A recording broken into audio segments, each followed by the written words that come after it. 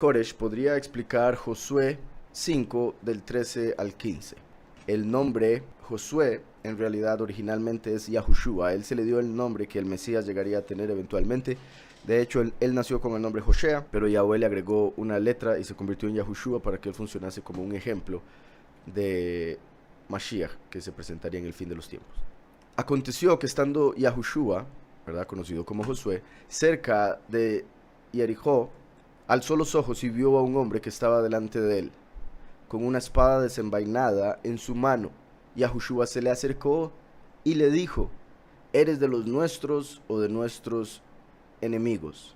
No, respondió él, sino que he venido como príncipe del ejército de Yahweh. Entonces Yahushua, Josué, postrándose en tierra sobre su rostro, lo adoró y le dijo: ¿qué dice mi soberano a su siervo? El príncipe del ejército de Yahweh respondió a Yahushua: quítate el calzado de los pies, porque el lugar en que estás es apartado. Y Yahushua así lo hizo. Lo primero que se puede notar en esta historia es el hecho de que sucedió algo muy similar a lo que vemos con Moshe, con Moisés. Cuando él estaba cerca del monte Joreb, y Yahweh se le apareció a través del ángel como un fuego en la zarza, sin consumir la zarza. En este caso vemos que apareció como un hombre, el malaj de Yahweh. Sin embargo, en el relato de Éxodo apareció como un fuego. Al final es el mismo malaj, es el mismo ángel. En resumen, ¿qué es lo que representa? Representa la segunda venida. Por eso el nombre Yahushua, pero es descendiente de Efraín, quien viene como el testigo como Moshe, prometido en Deuteronomio 18. Y por eso le sucede algo similar a lo que le pasó a Moshe, pero es descendiente de Efraín como el último, tiene el nombre de Yahushua como el Mesías, y es en realidad, en el final, el malaj de Yahweh, Micael, el príncipe del ejército, que viene a tomar el poder y establecer el reino de Yahweh sobre la tierra.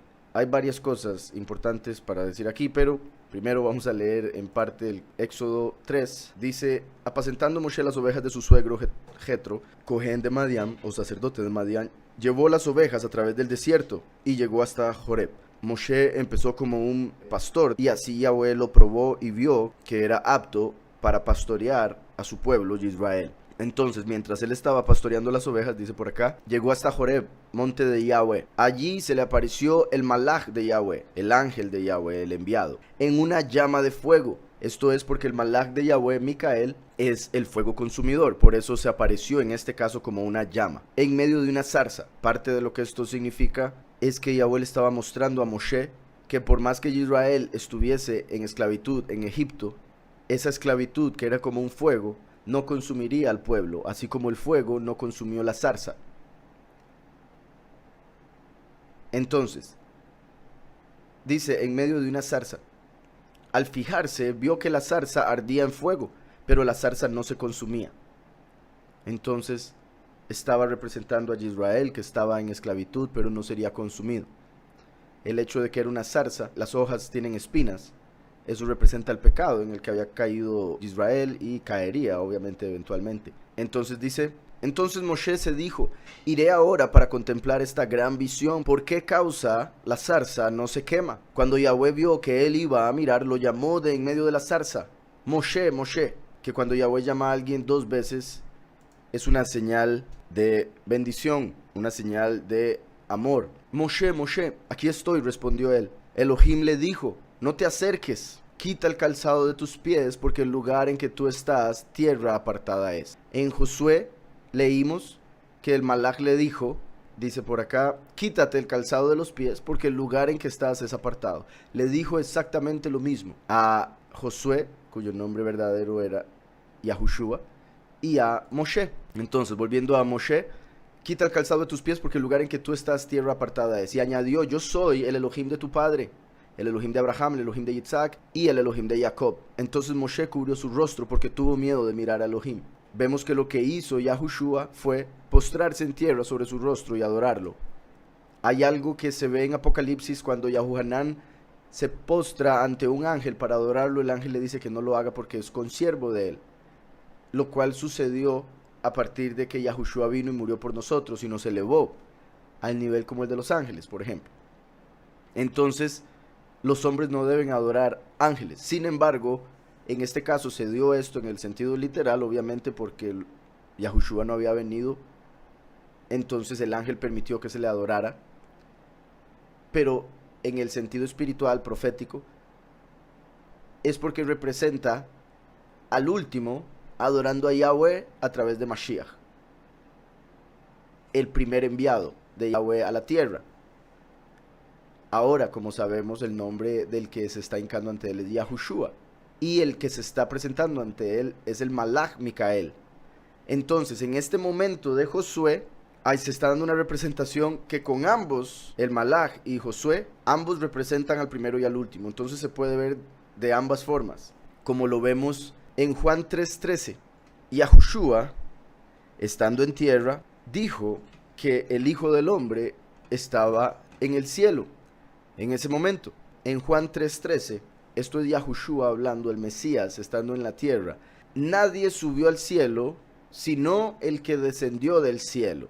Esto es referencia a Proverbios 34. El Mesías está a través de esto que está diciendo, está revelando que él es el hijo de Yahweh, porque en Proverbios 34 Yahweh le pregunta al pueblo: ¿quién es el Todopoderoso? ¿Quién es el que hizo toda la creación? ¿Quién es el que subió, el que descendió? Y aquí Yahushua básicamente está respondiendo con esto que está diciendo, que es él, el Hijo del Todopoderoso, porque en el Proverbios 34 dice cuál es su nombre, y si lo sabes, el nombre de su hijo. Entonces aquí Yahushua, además de estarnos revelando que él es el hijo del que se habla en Proverbios 34, también nos está diciendo que Eliyahu, Elías y Hanok, conocido como Enoch, ellos nunca fueron llevados al cielo del Padre.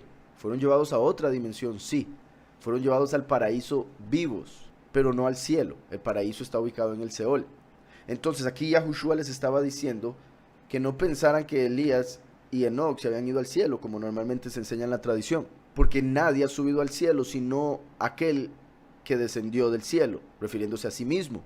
Pero lo sorprendente es que Yahushua está en la tierra, diciendo que es el Hijo de Yahweh, quien descendió, y después de eso dice, el Hijo del Hombre, que está en el cielo. Es una gran revelación, que espero se esté entendiendo. Voy a explicar un poco más. Yahushua está en la tierra. Cuando él hablaba del fin de los tiempos, él decía, la venida del Hijo del Hombre será como los días de Noé. La venida del Hijo del Hombre será como los días de Lot. Entonces él hablaba de la segunda venida en tercera persona, porque como he dicho, Yahushua es la semilla de la mujer, porque nació de una virgen. La semilla de la mujer que se prometió en Génesis 3. El último, la segunda venida, es el Hijo del Hombre, porque es un hombre que nace de un hombre y una mujer, entonces viene directamente de Adán. Sin embargo, en el sentido espiritual, Yahushua es el hijo de Adán, porque él se convirtió en el postrer Adán, porque así como Adán nos dio la carne y la vida temporal, Yahushua nos da el espíritu y la vida eterna. Entonces lo que se cumple con uno espiritual se cumple con el otro físico, y viceversa. El primero y el último son uno en el Padre. El primero y el último se van a hacer uno, como aparece en Ezequiel 37. Y este es uno de los versos que revela eso, que son uno, que está separado en dos partes, porque una parte se tiene que encontrar en el cielo y otra parte se tiene que encontrar en la tierra, para que el cielo y la tierra continúen existiendo, por decirlo de alguna manera, continúen funcionando. Y repito, obviamente el Mesías no ha estado a la derecha del Padre los 6.000 años, porque él vino a la tierra y después ascendió a la derecha del Padre. Y el último viene, este tiempo final, no es que ha estado por 6.000 años en la tierra como para que la tierra funcione. El punto es que, como dice Génesis 1:1, en el principio creó Elohim los cielos y la tierra. Entre Elohim y los cielos y la tierra está la palabra Et en hebreo, que no tiene traducción al español, y es la Aleph y la Tav del alfabeto hebreo. Es el primero y el último. Entonces, antes de que Yahweh hiciese toda la creación, él engendró al primero y al último. El primero y el último son dos manifestaciones de Yahweh, una como sacerdote para misericordia, otra como rey para justicia. Dos manifestaciones porque él hizo una creación doble, dual, con calor y frío, con hombres y mujeres y demás. Entonces, Yahushua vino a la tierra. Estando en la tierra, él dijo, nadie subió al cielo, sino el que descendió del cielo, el Hijo del Hombre, que está en el cielo. Entonces, ¿cómo es eso si él estaba en la tierra en ese momento? Él está hablando del último, que mientras Yahushua estaba en la tierra, el último estaba en el cielo. Y ahora que Yahushua ascendió hace 2.000 años a la derecha del Padre, el último viene a la tierra para cumplir lo que tiene que cumplir, como Yahushua lo prometió, la venida del Hijo del Hombre, quien estaba en el cielo mientras el Mesías estaba en la tierra, la venida del Hijo del Hombre será como los días de Noé. Entonces, por otro lado, recordemos que en Apocalipsis 6 se suelta el primer sello y aparece el último, la segunda venida, el Hijo del Hombre, en un caballo blanco. Sale venciendo y para vencer. Los cristianos comúnmente interpretan eso como el anticristo. Ya muchas veces he explicado eso, ahorita no lo voy a hacer porque no es parte del tema, pero si a alguien le interesa o tiene muchas dudas con respecto a eso, me puede hacer la pregunta, con mucho gusto le respondo.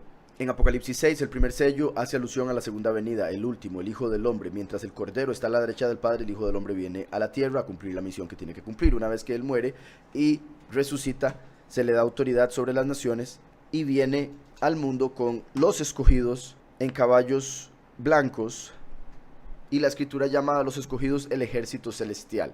Entonces ya vamos a volver a Josué para cerrar con la respuesta, pero quiero leer esto. En Apocalipsis 19 dice en el verso 13: estaba vestido de una ropa teñida en sangre, y su nombre es la palabra de Yahweh.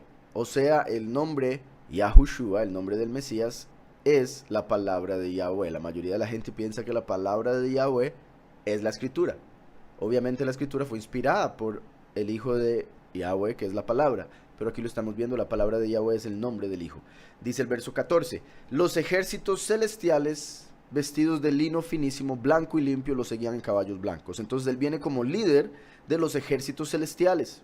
Más adelante en el verso 16 dice: en su vestidura y en su muslo tiene escrito este nombre: Rey de Reyes y Soberano de Soberanos. Entonces aquí ya se convirtió en rey, después de haber venido como príncipe en Apocalipsis 6.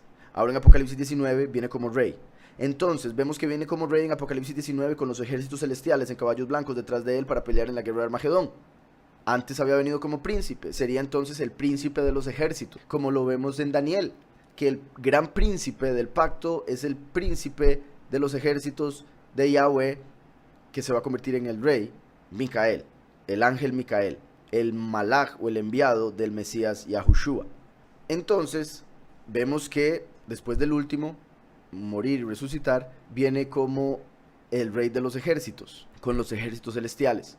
En Josué voy a volver a leer los 3 versos y explicarlo ahora rápidamente con todo lo que ya he hablado. Aconteció que estando Yahushua cerca de Jericó, o sea, estando el último, la segunda venida de Mashiach, Yahushua, pero a través de Efraín, cerca de la tierra prometida, o sea, cerca de entrar a la vida eterna, fin de los tiempos, alzó los ojos y vio a un hombre que estaba delante de él, con una espada desenvainada en su mano, el último es la mano. Esto se puede ver, repito, como el último a quien se le presenta el Mesías para darle autoridad. Se puede ver como Yahushua, a quien se le presenta, por decirlo de alguna manera, su alter ego, su malaj, el malaj con el que él estaba conectado en el cielo. Porque cada persona tiene un malaj en el cielo. Bueno, tiene un malaj, un ángel que está conectado con la persona, y de hecho el malaj o el ángel tiene la misma cara que la persona, el mismo rostro. Eso lo vemos en la escritura. Y por ejemplo, el ángel de Jacob era Micael, el ángel de Esaú era Samael, y después de Jacob, ¿verdad?, el ángel pues tomaba responsabilidad sobre otra persona o venía al mundo a través de otra persona. Y la forma en que normalmente explico eso es como cuando uno juega videojuegos y tiene un avatar. Entonces entra en otra realidad, una realidad virtual, a través del personaje que hizo en el juego, pero la persona sigue estando en este mundo. Igualmente los malajim están conectados con seres humanos en este mundo, y por ende mi punto es, por muchas razones es lógico, porque en este momento Josué era el líder de todo el ejército, era el líder de Israel, porque fue el sucesor de Moshe, representando entonces el profeta como Moshe. Es muy posible y muy lógico que Micael, el ángel que se le está presentando ahorita, fuese el ángel de Josué, que se le estaba manifestando en este momento para representar varias cosas que hemos estado diciendo. Entonces, dice, con una espada desenvainada en su mano, y Yahushua se le acercó y le dijo: ¿eres de los nuestros o de nuestros enemigos? Entonces vean también la valentía de Josué, que se le presenta a un ángel y se le presentó como un hombre, sí, pero definitivamente se le presentó como un hombre muy fuerte, muy grande, y aún así Yahushua le dice: ¿usted está con nosotros o en contra de nosotros? Para ver si empezamos a pelear. Entonces vemos cómo es el que sale venciendo y para vencer, el que pelea como Jacob peleó con el ángel. Entonces de una vez le pregunta al hombre, y el malaj le dice: no, respondió él, sino que he venido como príncipe del ejército de Yahweh, como el último. Entonces Yahushua, postrándose en tierra sobre su rostro, lo adoró y le dijo: ¿qué dice mi soberano a su siervo? es como cuando David en Salmo 110 dice: Yahweh dijo a mi soberano, siéntate a mi derecha hasta que ponga a tus enemigos por estrado de tus pies.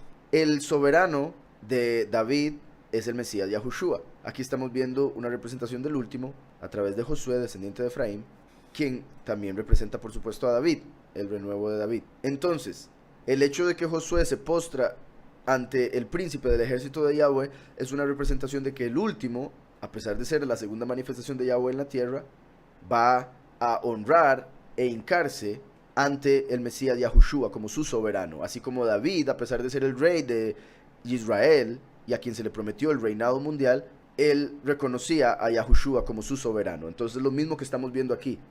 Sin embargo, no quiero que se confunda nada, el Malach es Micael, quien se presentaría en el fin de los tiempos para cumplir el rol que aquí está cumpliendo Josué. Y en ese caso, cuando eso suceda, el rol de Micael en este texto sería el de Yahushua, ante quien se postra el último al presentarse en la tierra. Entonces, ya para ir cerrando con esta pregunta, dice: entonces Yahushua, postrándose en tierra sobre su rostro, lo adoró y le dijo: ¿qué dice mi soberano a su siervo? El príncipe del ejército de Yahweh respondió a Yahushua: quítate el calzado de los pies, porque el lugar en que estás es apartado. Igual que se hizo un pacto con Moshe en el monte cuando sucedió algo muy similar a esto, ahora está representando el pacto que va a ser confirmado a través del último, como vemos en el libro de Daniel, que normalmente la gente piensa que es el anticristo, nuevamente el que confirma un pacto, pero por todo lo que vemos en la escritura y por lo que dice el mismo libro de Daniel de que el príncipe del pacto es Micael, entonces entendemos que donde dice aquí quítate el calzado de los pies es lo mismo que sucedió con Moshe, porque en la segunda venida del último va a ser llamado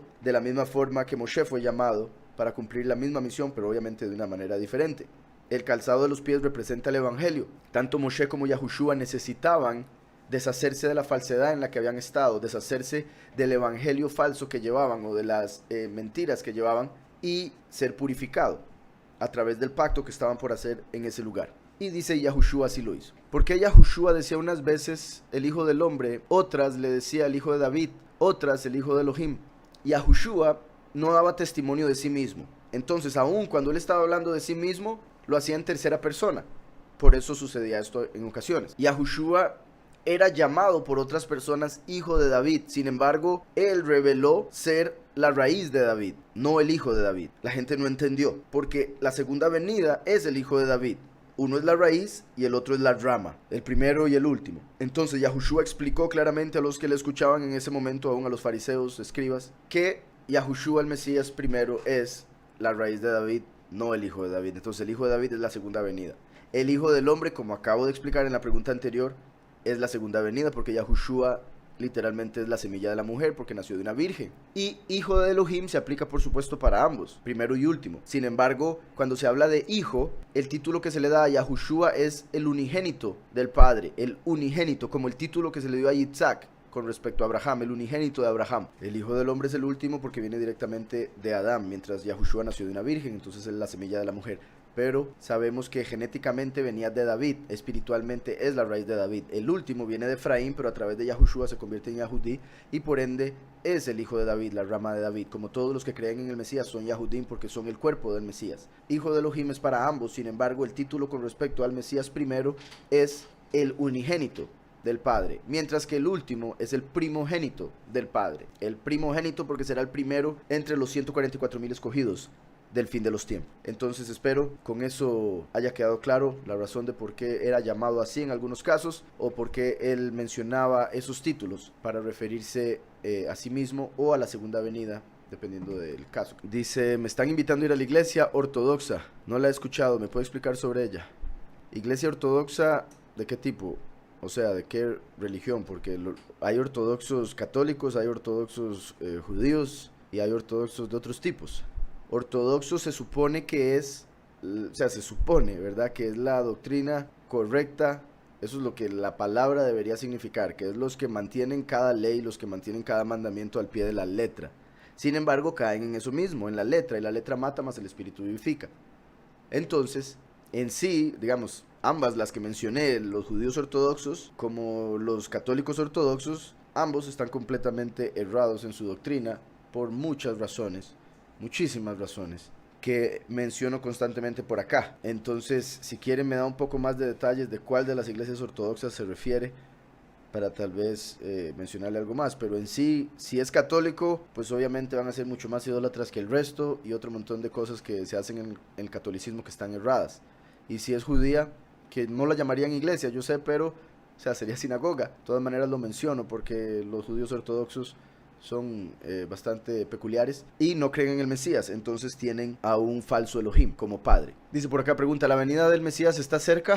Súper cerca, no tienen idea cuán cerca. Y repito, ¿verdad? Hablando de la venida del Mesías según lo que vemos en la escritura, no según lo que se predica en el cristianismo, porque la venida del Mesías según se ve en el cristianismo, eso no va a pasar hasta un tiempo después y va a pasar de una manera diferente a como ellos se lo esperan. Entonces, cuando a mí me preguntan acerca de la venida del Mesías, si está cerca, yo me refiero a la venida del último, el testigo como Moshe que estaba hablando tanto, el Hijo del Hombre, etc.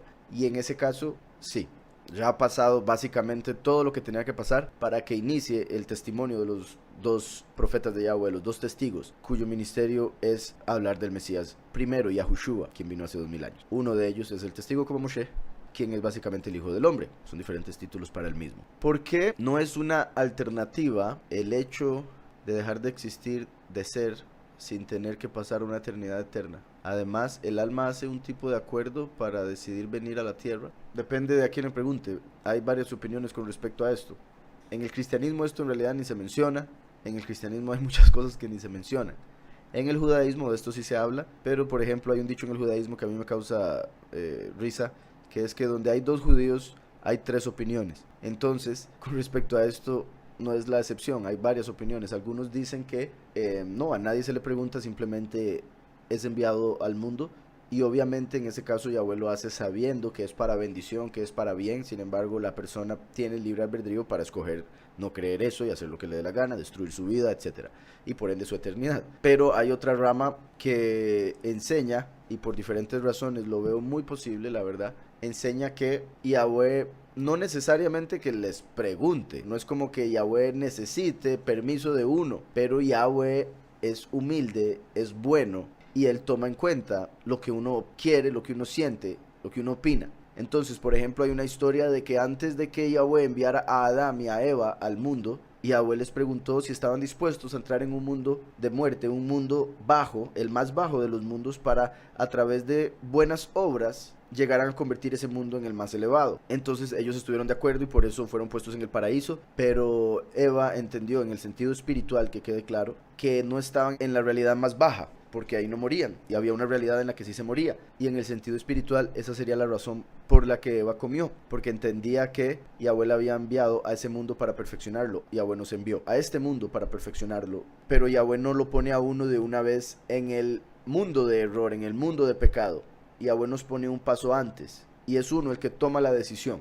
Igual que cuando las personas toman la decisión de pecar y alejarse del Padre. Entonces, espero estarle entendiendo la pregunta. Dice que por qué no es una alternativa el hecho de dejar de existir. Por un lado, el infierno es dejar de existir, pero es algo que no se puede comprender, pues yo diría en este mundo verdaderamente, porque solo Yahweh existe. El mal es una ilusión, igual que el frío y otras cosas. ¿Por qué? Porque el frío es la ausencia de calor, el mal por ende es la ausencia de bien, la oscuridad es la ausencia de luz. Entonces Yahweh es el que causa existencia. Solo cuando estamos en Yahweh existimos. El no aceptar al Mesías es vivir en una ilusión, es ser una ilusión y es irse a una realidad de no existencia. Sin embargo, el alma fue creada por el Padre y el Padre es perfecto y todo lo que hace es para siempre.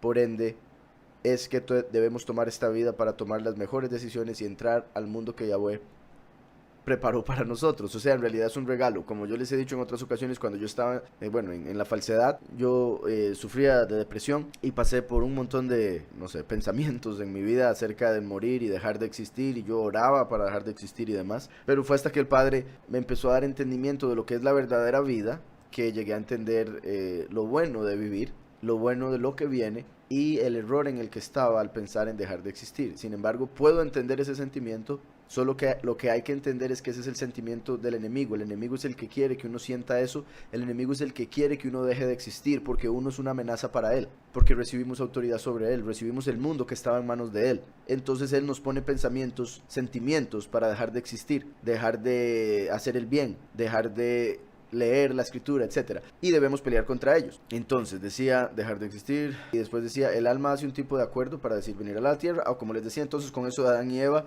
hay historias de historias, y eso que se dio con Adán y Eva fue como diciéndole a Adán si quería venir al mundo, y en sí se podría decir que si se le dijo a Adán, se nos dijo a todos nosotros, porque todos nosotros venimos del alma que originalmente era la de Adán, que se separó en miles de millones de personas a través de la historia. Pero también se habla de que literalmente Yahweh toma de una, que se entienda que esto es como una metáfora, ¿verdad? Que tiene una bodega de almas que se llama el Guf, una bodega de almas, y que él tenía una cantidad de almas que había creado para enviar al mundo a través de toda la historia. Y se dice que, por ejemplo, ya en el fin de los tiempos, en este momento, ya la bodega está vacía, porque ya todas las almas que tenían que venir vinieron. Cuando hablamos de, o están viniendo ya las últimas, ¿verdad? Las últimas que quedan, y en el caso de algunas personas, obviamente, porque siguen naciendo niños, ahí es donde entra parte de lo que hemos hablado, de lo que se llama reencarnación. Entonces, se dice que sí, se le pregunta al alma, porque Yahweh nos llama, nos dice, ¿está dispuesto a ir a la tierra? ¿Tiene esta misión?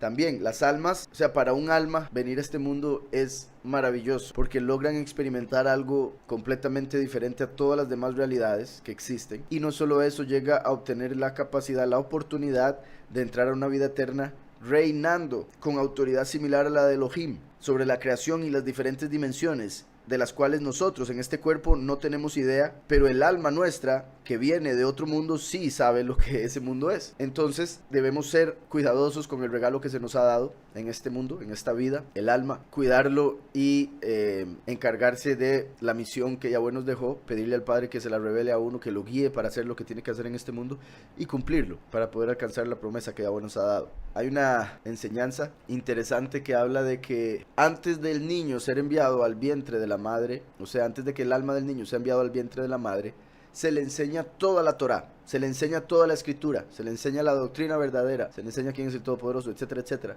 Pero que antes de nacer, un malaj, o sea, antes de enviar el alma al cuerpo, un malaj toca la boca del niño para que se le olvide todo lo que se le enseñó. Por eso entramos al mundo sin recordarlo conscientemente, pero en el subconsciente está. O sea, el alma sí lo recuerda, pero nosotros en la carne no podemos, porque es parte de lo que tiene que suceder para que nosotros actuemos neutralmente, por decirlo así, que el libre albedrío de verdad se ponga en práctica, porque ya vamos a escoger si hacemos, como dice la gente, lo que nos dé la gana, desaprovechando esta vida, o si hacemos lo que Yahweh nos manda a hacer en este mundo, en esta vida, durante los poquitos años que son, para después tener una eternidad en una vida, en un mundo que ni siquiera nos podemos imaginar en este momento. Entonces se dice que es en ese momento que el ángel toca la boca del niño con un dedo en el puro centro de la boca para que se le olvide toda la Torá, y es ahí donde se forma la hendidura que tenemos debajo de la nariz. Debajo de la nariz, como sabemos, ¿verdad? En el labio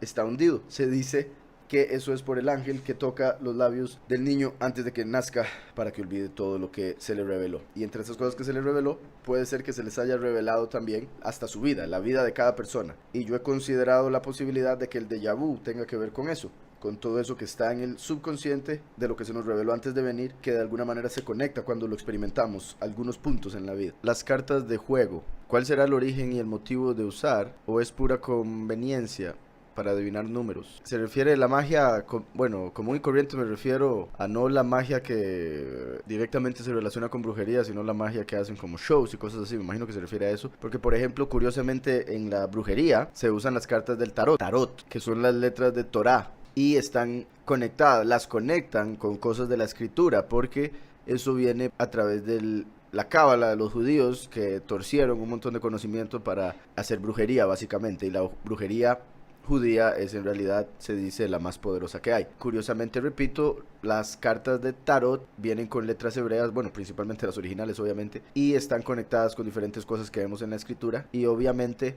las cartas de juego fueron basadas en estas cartas y por eso se usan para la magia que hacen. Entonces también recuerden que Satanás, Lucifer es el Elohim de la fortuna, es el falso Elohim que está encargado de la fortuna, la ilusión que se da en este mundo para contrarrestar o para ir en contra de la bendición. O sea, la bendición del Padre es la realidad eterna, mientras que la ilusión que Lucifer pone ante los hombres es la suerte.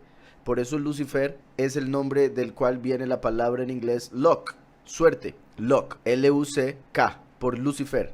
Suerte, el que está encargado de ella es Lucifer. Curiosamente, en hebreo, fortuna se dice Gad. Entonces, Gad, como se dice Dios en inglés, Gad es un nombre de Lucifer, según Isaías 65:11. Y Gad es fortuna. Lucifer está a cargo de la fortuna de este mundo, de la suerte. Y la suerte es lo que utilizan para ir a jugar a los casinos. Y en los casinos, obviamente, está lleno, repleto de estas cartas de juego. Entonces, las cartas de juego están directamente relacionadas con la suerte, están relacionadas con los juegos de azar, o sea, de suerte, de Lucifer. Y por eso los magos que están conectados con ángeles caídos o demonios para hacer algunos trucos o hacer literalmente magia a través de conjuros que hacen, los magos más grandes, eso es lo que hacen, los magos más famosos, no solo hacen trucos.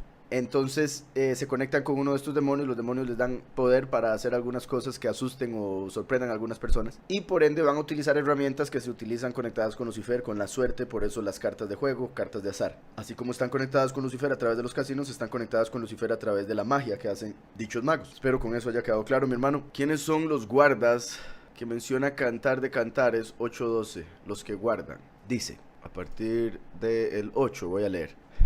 Dice, tenemos una pequeña hermana que no tiene pechos. ¿Qué haremos con nuestra hermana cuando de ella se hable? Si fuera una muralla, edificaríamos sobre ella un palacio de plata. Si fuera una puerta, la recubriríamos con tablas de cedro. Yo soy como una muralla, y mis pechos como torres. Ante sus ojos he sido como quien ha hallado la paz. O sea, esta es la iglesia hablándole al Mesías, su esposo. Estas son canciones de amor, como de una pareja. Salomón lo escribió, pero proféticamente hablan de la relación que hay entre la iglesia y el Mesías. Entonces la iglesia hablando, yo soy como una muralla y mis pechos como torres, donde están los vigías, los que avisan de la venida del Mesías, los que avisan la venida del enemigo, etc. Ante sus ojos he sido como quien ha hallado la paz. A través de Yahushua recibimos la paz que sobrepasa todo entendimiento. Dice el verso 11, Salomón tuvo una viña en Baal-Hamón y la encomendó a unos guardas, y cada uno le llevaba por su fruto 1000 monedas de plata. Cada uno le llevaba por su fruto 1000 monedas de plata. Esto es similar a lo que vemos en los evangelios, las parábolas que Yahushua menciona. Un hombre tenía una viña, un hombre sembró trigo y vino alguien y sembró cizaña, cosas así, similares. Entonces Salomón viene representando al rey Mashiach, hijo de David. Salomón es el hijo de David, entonces representa el último, que es el rey, quien tiene una viña. La viña es Israel, son los muchos. Como vemos en Apocalipsis 14, las uvas son echadas en el lagar de la ira. Esos son los muchos que vienen de la viña. Y dice, Salomón tuvo una viña en Baal-Hamón y la encomendó a unos guardas, como cuando Yahweh encomendó la Torá a unos guardas, a los sacerdotes, a los fariseos. ¿Y qué hicieron ellos? Siguieron la letra, no reconocieron al Mesías y lo mataron. Pero en ese caso estamos hablando de los guardas que terminaron siendo negativos. Por otro lado tenemos a los profetas, por supuesto que serían algo positivo. Pero dice aquí, y la encomendó a unos guardas y cada uno le llevaba por su fruto 1000 monedas de plata, como las ofrendas que hacen los hombres, que hacían al templo, las ofrendas que hacen a los sacerdotes. El fruto que reciben a través de lo que aprenden, sacan una parte y la llevan a el líder. Dice el verso 12, que es por el que me preguntaban, mi viña, la mía, está delante de mí. Que las 1000 monedas sean para ti, Salomón, y 200 para los que guardan el fruto. Entonces el verso por el que me preguntaron decía 8:12. 11 y 12 dice, Salomón tuvo una viña, eso es Israel, y la encomendó a unos guardas, esos son los sacerdotes, los profetas, y cada uno le llevaba por su fruto 1000 monedas de plata. 1000 monedas de plata. El número 1000 se conecta con la letra Aleph, se conecta con, bueno, la perfección celestial, porque es como el número 10, 100 veces. Después dice, mi viña, la mía, Israel,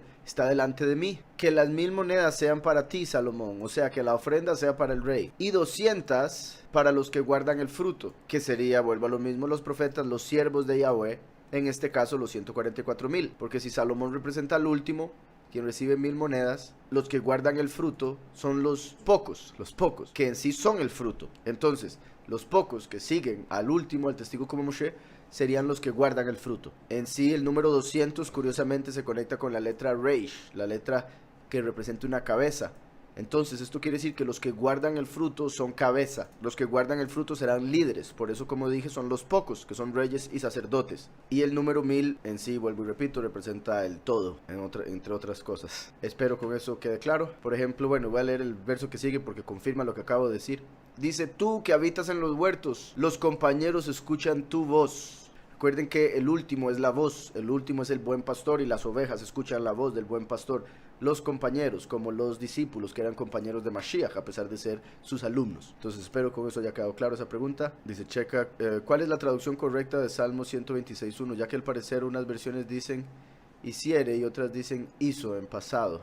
126.1. Hay unas palabras en hebreo que puede darse esto que estamos viendo aquí, entonces es posible que tenga que ver con el hecho de la palabra que se está usando. Pero dice Salmo 126.1.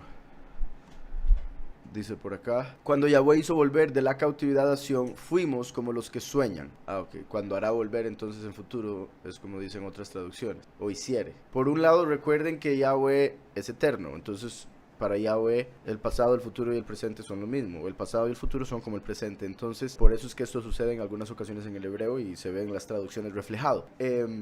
Entonces, por un lado, si lo leemos en pasado, hay que entender que lo que hizo Yahweh, cuando Yahweh hizo volver de la cautividad a Sión, fuimos como los que sueñan. Por ejemplo, esto en realidad no ha pasado, o sea, pasó por un momento, pero pasó cuando salieron de Babilonia y volvieron a la tierra, por ejemplo. Cuando salieron de Egipto y fueron a la tierra prometida, en ese momento era la primera vez que entraban a la tierra, entonces no está hablando de cuando salieron de Egipto. Sin embargo, David fue antes que la salida de Babilonia. Entonces hay varias cosas que hay que tomar en cuenta ahí. Por ende, este verso está completamente relacionado con el segundo éxodo, el fin de los tiempos. Por ende, principalmente es en futuro, pero como Yahweh ya ha visto todo lo que va a pasar, él en ocasiones habla de nuestro futuro en pasado, porque para nosotros todavía no ha sucedido, pero él ya lo vio. Entonces para él ya pasó, pero en nuestro caso continúa en el futuro. Entonces eso es lo que vemos en ocasiones en la escritura y este es uno de ellos. Como les dije, esto que vemos aquí principalmente se va a cumplir al fin de los tiempos,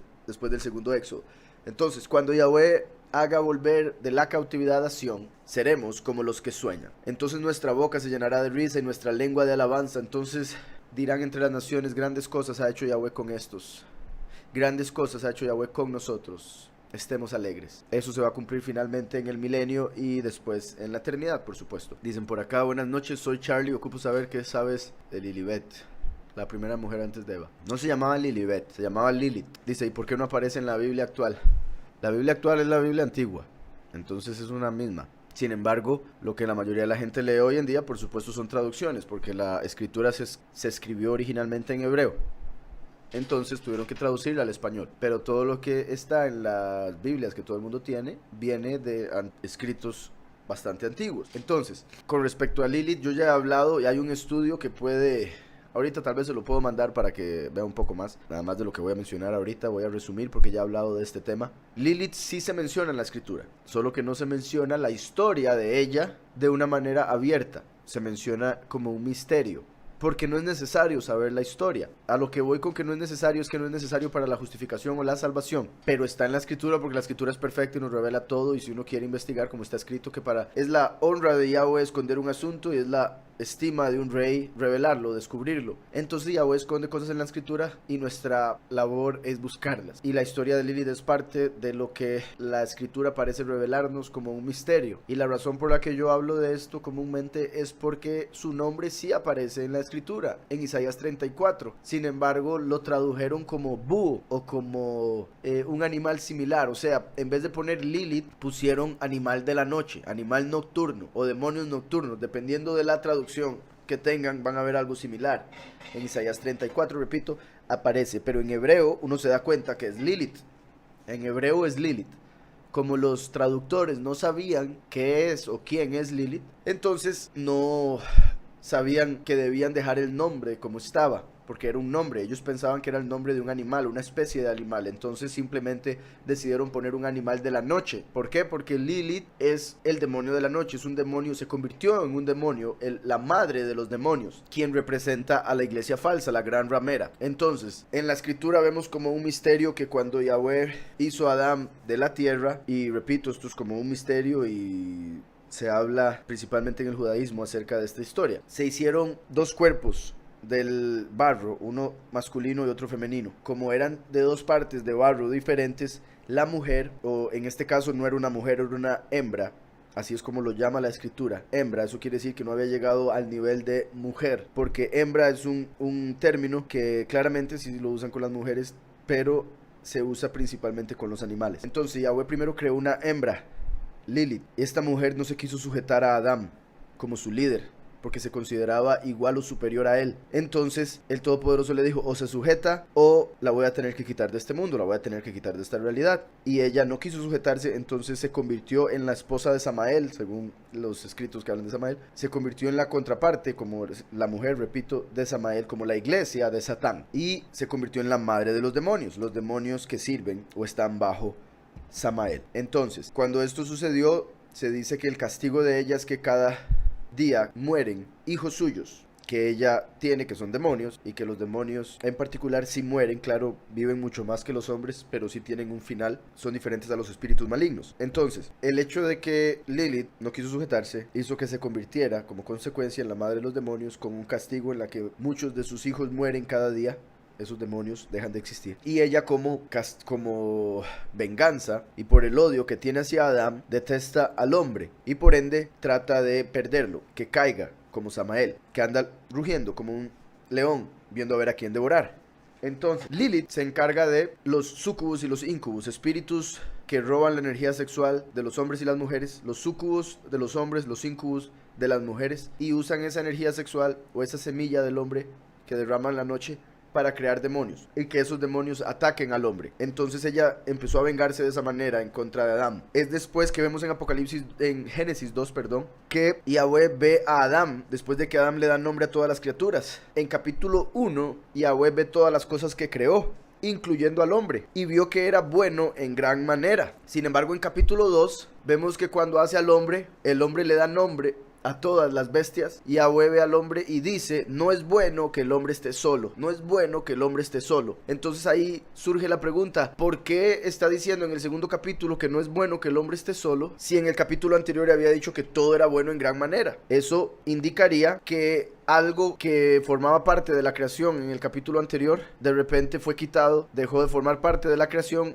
y quedó un espacio vacío, el de la pareja de Adán, y por eso Elohim al ver a Adán dijo, no es bueno que el hombre esté solo. Eso quiere decir que no estaba solo en el primer capítulo porque todo era bueno en gran manera, pero después vemos que la historia continúa y quedó solo. Entonces Yahweh dice, no es bueno, después de haber dicho que todo era bueno, y no solo bueno, sino bueno en gran manera. Además de eso, cuando Yahweh dice eso, en el verso 18 de Génesis 2, dice, después dijo Yahweh Elohim, no es bueno que el hombre esté solo. Le haré ayuda idónea para él. Idónea, o sea, la ayuda que necesita. Yahweh Elohim formó pues de la tierra toda bestia del campo y todas las aves de los cielos, y las trajo a Adán para que viera cómo las había de llamar. Y el nombre que Adán dio a los seres vivientes, ese es su nombre. Y puso Adán nombre a toda bestia, a toda ave de los cielos y a todo ganado del campo, pero no se halló ayuda idónea para él. No se halló ayuda idónea para él. Entonces Yahweh Elohim hizo caer un sueño profundo sobre Adán, y mientras éste dormía tomó una de sus costillas.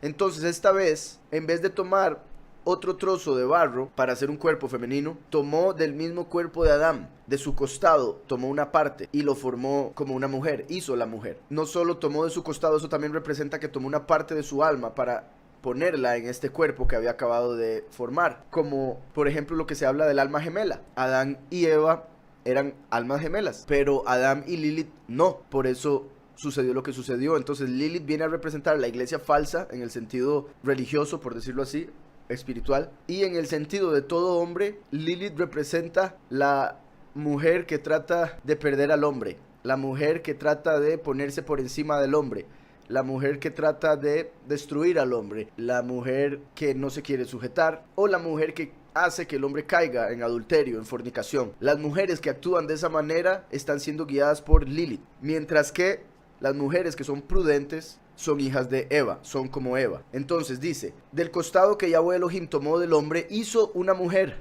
Una mujer, esta vez no menciona una hembra, sino una mujer.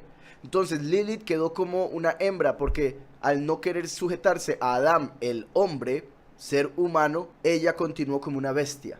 Y es por eso que en algunas opiniones hay quienes dicen, por diferentes razones, que fue Lilith la que se presentó como la serpiente para hacer caer a la humanidad en pecado, en muerte. Entonces, dice que hizo una mujer.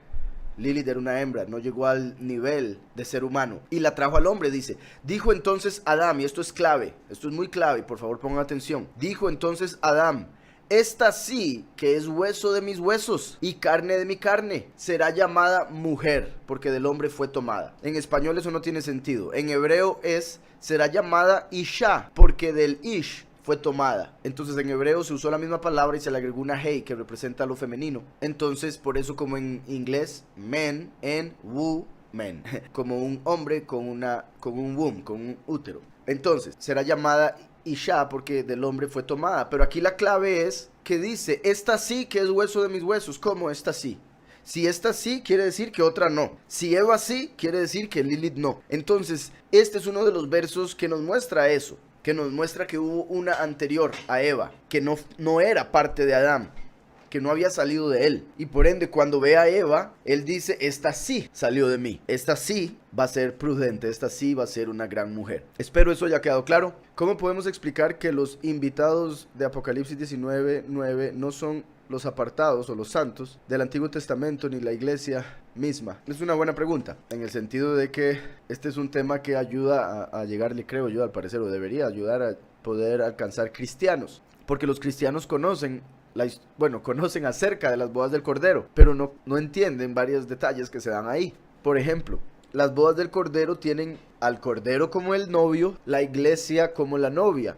A través de toda la escritura, la novia, la mujer, como lo vimos ahora en Cantar de Cantares, la novia es la iglesia escogida. Entonces, los invitados vienen siendo otras personas que no son parte de la iglesia escogida. Vienen siendo otras personas que no son los que van a convertirse en reyes y sacerdotes durante la eternidad. Entonces, hay dos grupos de personas. Un grupo que es la novia, otro grupo que son los invitados. Ahora, los apartados, los justos del Antiguo Testamento, cuando se incluye la reencarnación hay un montón de explicaciones y cosas de simplificar todo. Sin embargo, explicarle a un cristiano acerca de la reencarnación va a hacer que cierre sus oídos y no quiera escuchar, por no entender eso y por el miedo que se les ha metido con respecto a cosas que no tienen que ver con lo que se les enseña a ellos en la iglesia cristiana o en teología.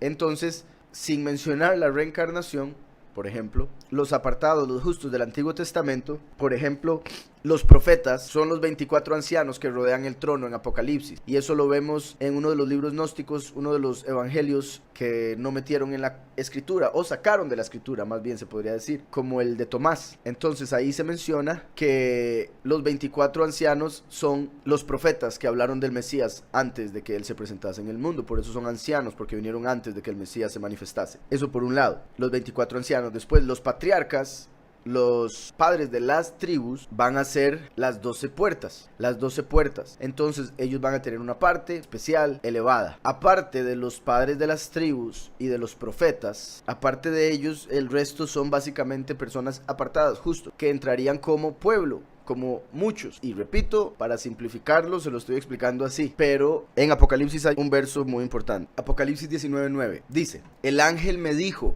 escribe, felices los que son llamados a la cena de las bodas del Cordero. O sea, los que son invitados. Aquí no está mencionando a la novia. Los 144,000 obviamente van a ser felices porque son la novia, se van a casar. Y ese día es el día más feliz de la novia, el día del matrimonio. Aquí estamos viendo que los invitados son felices porque fueron invitados, porque van a poder formar parte del milenio. Y esa es una cosa que es la clave con esta pregunta que me hizo. Vea que dice, benditos o felices los que son llamados a las bodas del Cordero. Y me dijo, estas son palabras verdaderas de Yahweh. Entonces, unos son la novia, otros son invitados. Cuando vamos a Apocalipsis 20, verso 4. Vi tronos, y se sentaron sobre ellos los que recibieron facultad de juzgar, los escogidos. Y vi las almas de los decapitados por causa del testimonio de Yahushua y por la palabra de Yahweh, los que no habían adorado a la bestia ni a su imagen, ni recibieron la marca en sus frentes ni en sus manos, y vivieron y reinaron con Mashiach 1000 años. Entonces aquí están los pocos y los muchos, que tuvieron que morir, los muchos después de los dos testigos haberse ido y los escogidos haber sido transformados. Los muchos van a tener que morir por no aceptar la marca de la bestia. Por eso son decapitados. Pero el verso 5 dice, pero los otros muertos, ¿cuáles otros? Los muertos del Antiguo Testamento, por ejemplo, los muertos de los últimos 2000 años. Esto quiere decir que en el milenio, lo que está por iniciar, solo van a estar los pocos y los muchos que están ahorita viviendo en la tierra, de los cuales los pocos van a ser transformados y los muchos van a tener que morir, pero después van a ser resucitados para ser invitados a las bodas. Entonces, van a ser invitados porque estuvieron en el tiempo final. Si incluimos la reencarnación, ahí estarían los justos del inicio. Todos los justos del Antiguo Testamento, Yahweh les habría permitido venir en el tiempo final para formar parte de los escogidos a través de la verdadera doctrina. Pero sin incluir la reencarnación, es tan simple como este verso. Pero los otros muertos no volvieron a vivir hasta que se cumplieron 1000 años. Entonces, todos los muertos, todos los hombres que se han ido de este mundo antes del fin de los tiempos, van a ser resucitados y juzgados al final del milenio. Eso incluiría a los del Antiguo Testamento. Eso quiere decir que en las bodas del Cordero solo van a estar aquellos que van a estar durante el milenio. Por eso son felices, porque van a poder experimentar un milenio en este mundo perfecto, sin toda la falsedad, mentira y pecado que existe ahorita. Esa ilusión, ¿verdad? Por supuesto, que parece existir. Entonces, solo 2 grupos van a poder entrar al milenio. Estos 2 grupos son los que yo siempre llamo, porque así los llama la escritura, los pocos y los muchos. Los pocos son transformados para no morir y se convierten en reyes y kohanim. Los muchos tienen que morir, pero después son resucitados para ser invitados a las bodas y poder ser el pueblo sobre el cual van a reinar los pocos durante los 1000 años. Entonces, aquí vemos que todos los muertos que no estuvieron en el fin de los tiempos resucitarán hasta después del milenio. Todos los que mueren en el fin de los tiempos, obviamente creyendo en el Mesías, y cuando digo el fin de los tiempos me refiero a los últimos 7 años, durante ese periodo de la última semana de Daniel. Si mueren por el testimonio del Mesías o la palabra de Yahweh, por no aceptar la marca de la bestia, durante los últimos 7 años, la última semana de Daniel, serían resucitados para entrar como invitados. Por eso se lavan las ropas, se visten de blanco para ir de invitado a la boda. Mientras que los pocos son transformados y se visten de lino finísimo, porque son la mujer de Apocalipsis 12, la virgen que se va a casar con el Padre. Son una mujer, una iglesia. Entonces, considero que con esto que mencioné ya se explica el punto, o sea, ya se debería entender la pregunta que me hizo. Espero así sea. Leo nuevamente por si algo. ¿Cómo podemos explicar que los invitados de Apocalipsis 19:9 no son los apartados o los justos o santos del Antiguo Testamento ni la iglesia misma? Imposible que sea la iglesia misma, porque la iglesia escogida es la mujer, es la novia, y eso debería saberlo todo pastor, todo cristiano, debería al menos, porque está a través de toda la escritura. La mujer, la iglesia, es la esposa, la novia. La pregunta en realidad es quiénes son los invitados, porque a los cristianos nunca se les ha mencionado esta diferencia, esta separación de 2 grupos. Entonces, la pregunta es quiénes son los invitados, y los invitados sería ese otro grupo, ese otro redil que Yahweh va a agregar, los muchos. Y no pueden ser los del Antiguo Testamento, porque dice la escritura que todos los que murieron antes del fin serán resucitados hasta el fin del milenio para ser juzgados según sus obras. Dice, bueno, si una persona muere y lo creman, pero el muerto, ya muerto, no lo pidió, su alma llega al cielo, o cómo lo ve Yahweh. En la escritura, cuando habla de cremar cuerpos, se refiere a lo que hacen los paganos, los impíos, y es como un castigo para la persona en realidad. En la escritura lo que vemos es el entierro de los cuerpos, porque un cuerpo es como una semilla. Así como uno siembra una semilla y de esa semilla sale un árbol que da fruto, la persona que muere es enterrada porque va a salir de la tierra para vida eterna. Entonces es enterrada como una semilla para que se convierta en un árbol que dé fruto para vida eterna. Entonces, en sí, por lo que representa cada una de las 2 formas de deshacerse del cuerpo de un difunto, ya sea enterrado o cremado, en la escritura vemos que cremado no es la forma de hacerlo, más bien es malo, y enterrado es como Yahweh manda. Ahora, en el judaísmo, que se enfocan más en la letra, en el judaísmo la forma en que se explica eso, ahí sí hablan de que si una persona es cremada, el alma no puede ir al Seol, al lugar donde van las almas, hasta que las cenizas sean enterradas o sean hechas uno con el barro, con el suelo. Entonces hay personas que tienen el cuerpo de sus seres amados casi que en un altar en sus hogares, cremado, y según el judaísmo el alma no puede ir al Seol, o sea, se mantiene en esta realidad, esperando hasta que las cenizas vayan al suelo, por si algo. Eso es básicamente lo que se ve. Y ahora, como está diciendo, ya el muerto no lo pidió, o sea, si lo creman sin que él lo haya pedido, obviamente sería como o sea, repito, como un castigo, como algo que Yahweh permite que le pase a su cuerpo por algo que tal vez la persona hizo. Sin embargo, si estamos hablando de un justo y por algún error de la familia terminan cremándolo, hay que entender que el justo sería el alma, no sería el cuerpo. Y sí hay una relación o una conexión del cuerpo, aún después de muerto, con el alma ese hombre. Porque por eso es que los brujos usan huesos de muerto, porque tienen una conexión espiritual, tienen poderes y demás. Entonces, hay que entender que Yahweh tiene control de todo, a él no se le sale nada de las manos, y por decirlo así, un justo no va a ir a sufrir solo porque la familia haya cometido un error con su cuerpo. Espero eso quede claro. Dice por acá, perdone si mi pregunta está algo extraña, pero ¿existirá algún relato de lo que hablaron Yahushua y los doctores de la ley en Lucas 2:46? Saber qué hablaron, tal vez un relato judío sobre eso. Voy a leer desde el 41 rápidamente. Iban sus padres, ya sé cuál es la historia. Iban sus padres todos los años a Jerusalén en la fiesta del Pesaj. No, esto no se menciona en el judaísmo porque los judíos no creen en el Mesías. Algunos creen que él existió históricamente, pero creen que era un falso profeta. Otros niegan su existencia, simplemente porque no quieren creer en él, así de simple. Entonces, obviamente, ellos, cuando hablan del Mesías Yahushua, no lo llaman Yahushua, lo llaman Yeshu, que es una maldición judía, que su nombre y su memoria sean borrados, es lo que quiere decir esa maldición. Por eso le llaman Yeshu, en el Talmud y en otros escritos, el Toldot Yeshu, por ejemplo.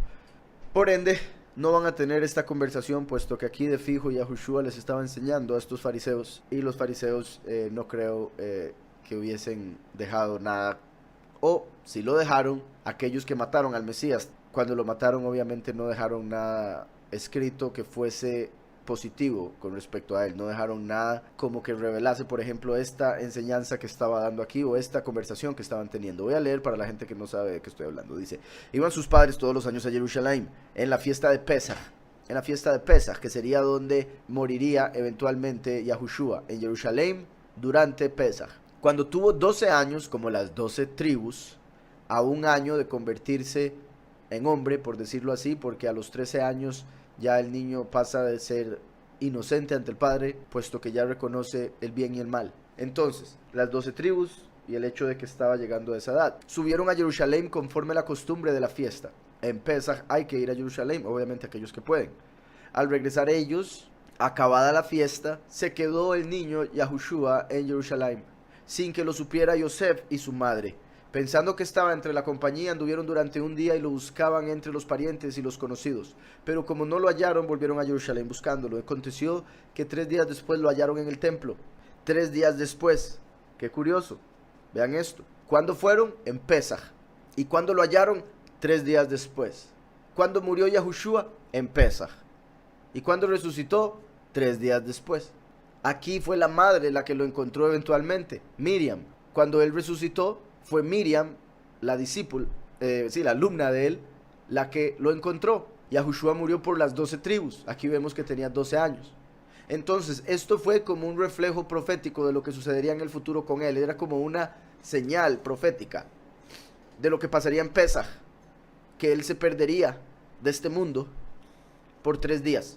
Entonces dice, aconteció que 3 días después lo hallaron en el templo, sentado en medio de los doctores de la ley, y oyéndoles y preguntándoles, y todos los que lo oían se maravillaban de su inteligencia y de sus respuestas. Cuando lo vieron se sorprendieron. Su madre le dijo, hijo, ¿por qué nos has hecho esto? Tu padre y yo te hemos buscado con angustia. Entonces él les dijo, ¿por qué me buscabais? ¿No sabíais que en los negocios de mi padre me es necesario estar? Él con 12 años, y entendía esto, con 12 años, la mamá terrenal le dice, tu padre y yo te hemos buscado. Y Yahushua le dice, en los negocios de mi padre tengo que estar. Y no estaba hablando de Yosef, porque el negocio de Yosef era la carpintería. Entonces, él en este momento ya entendía lo que tenía que hacer. Sin embargo, porque está escrito que el hijo debe honrar a padre y madre, dice, pero ellos no entendieron lo que les dijo.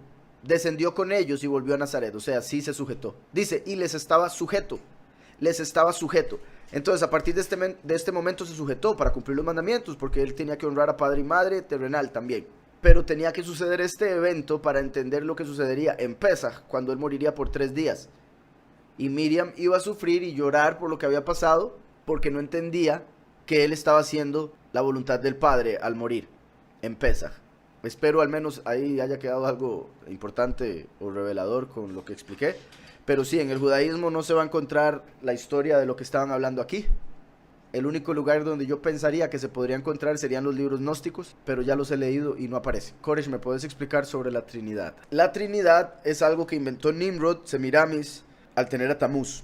Entonces ellos dijeron ser uno y un montón de cosas más. Y ahí fue donde empezó la doctrina de la Trinidad en Babilonia, que después la adoptó la Iglesia Católica, que es la gran ramera de Babilonia, según Apocalipsis. Ellos malinterpretaron versos de la Escritura, uno en particular, donde dice que en el cielo hay 3 testigos, el Padre, el Espíritu y el Hijo, y todos son uno. Pero ellos lo entendieron erróneamente por la mala traducción. De hecho, hay unas traducciones que lo ponen bien. De hecho, también, como lo habíamos hablado en otro momento, hay quienes dicen que ese verso fue agregado del todo, que agregaron esa parte a la escritura. Sin embargo, aún si estuviese originalmente ahí, si se traduce bien, como está en algunas traducciones, se interpretaría correctamente. Así como una familia es una unidad, así como un cuerpo tiene varias extremidades, pero es un cuerpo, una familia tiene padre como cabeza, madre como cuerpo e hijos como extremidades. Entonces una familia es una unidad. También cuando uno está de acuerdo con alguien, está en unidad con respecto a algo. Entonces cuando dice la escritura que el Padre, el Espíritu y el Hijo dan testimonio en el cielo y este testimonio es uno, no quiere decir que ellos sean uno, porque eso es matemáticamente incorrecto. Y el Padre, una de las cosas que él hace o utiliza mucho es la matemática. Entonces no tiene sentido que 3 sea igual a 1, entre otro montón de cosas. La misma escritura en Deuteronomio y en otras partes nos dice Yahweh es 1, no 3. Yahweh es 1. Punto. Pero él se manifestó en este mundo a través de 2 personas, 2 manifestaciones. Por ende, Yahweh como primero y último. Y la forma en que llegó a ser primero y último fue a través de su espíritu que puso en ellos. Como la mente siendo Yahweh, el pensamiento siendo el espíritu y la palabra siendo el Mesías. La palabra está conectada con el pensamiento y el pensamiento salió de la mente. Entonces son uno. Pero la mente está por encima del pensamiento y de la palabra. Y ese es el caso con Yahweh. Son uno porque son como una familia. Son uno porque todos salieron del Padre y se mantienen en el Padre, conectados al Padre, como las extremidades conectadas a la cabeza a través de nervios y todo lo demás. Entonces son uno en ese sentido. Concuerdan en el testimonio de que Yahweh es uno. Concuerdan en el testimonio de que Yahushua es su Hijo unigénito que murió por nuestros pecados y fue levantado de los muertos después de 3 días y 3 noches. En eso concuerdan. Yahweh es uno. Y después vino su espíritu, después vino el Hijo. Están de acuerdo y son uno espiritualmente hablando. Curiosamente en hebreo la palabra uno, ejad, uno, igual que en español, tiene 3 letras. Entonces, uno está compuesto por el Padre, la Madre y el Hijo. El uno está compuesto por cada parte de una familia. Entonces por eso ejad en hebreo tiene 3 letras, representando al Padre, el Espíritu y al Hijo. También, como siempre digo, se puede decir el Padre y sus 2 manifestaciones, Padre, primero y último. Espero eso le haya quedado claro, mi hermano. La Trinidad, como la enseñan en el catolicismo, es falsa. Malinterpretan un verso de la Escritura que quiere decir lo que yo acabo de explicar. De hecho, el hecho de que hay una doctrina llamada la Trinidad es parte de lo que los judíos reclaman y parte de las razones por las que ellos no creen en el cristianismo, en el Mesías. Porque las doctrinas cristianas van en contra de la Torah, las doctrinas cristianas van en contra de la Escritura. Por ejemplo, al decir que hay una Trinidad, cuando está escrito en muchas ocasiones, el mismo Yahushua lo dijo, Yahweh uno es, ese es el mayor mandamiento, ese es el principal mandamiento, Yahweh uno es, y amarás a Yahweh con todo tu corazón, toda tu alma y todas tus fuerzas, y a tu prójimo como a ti mismo.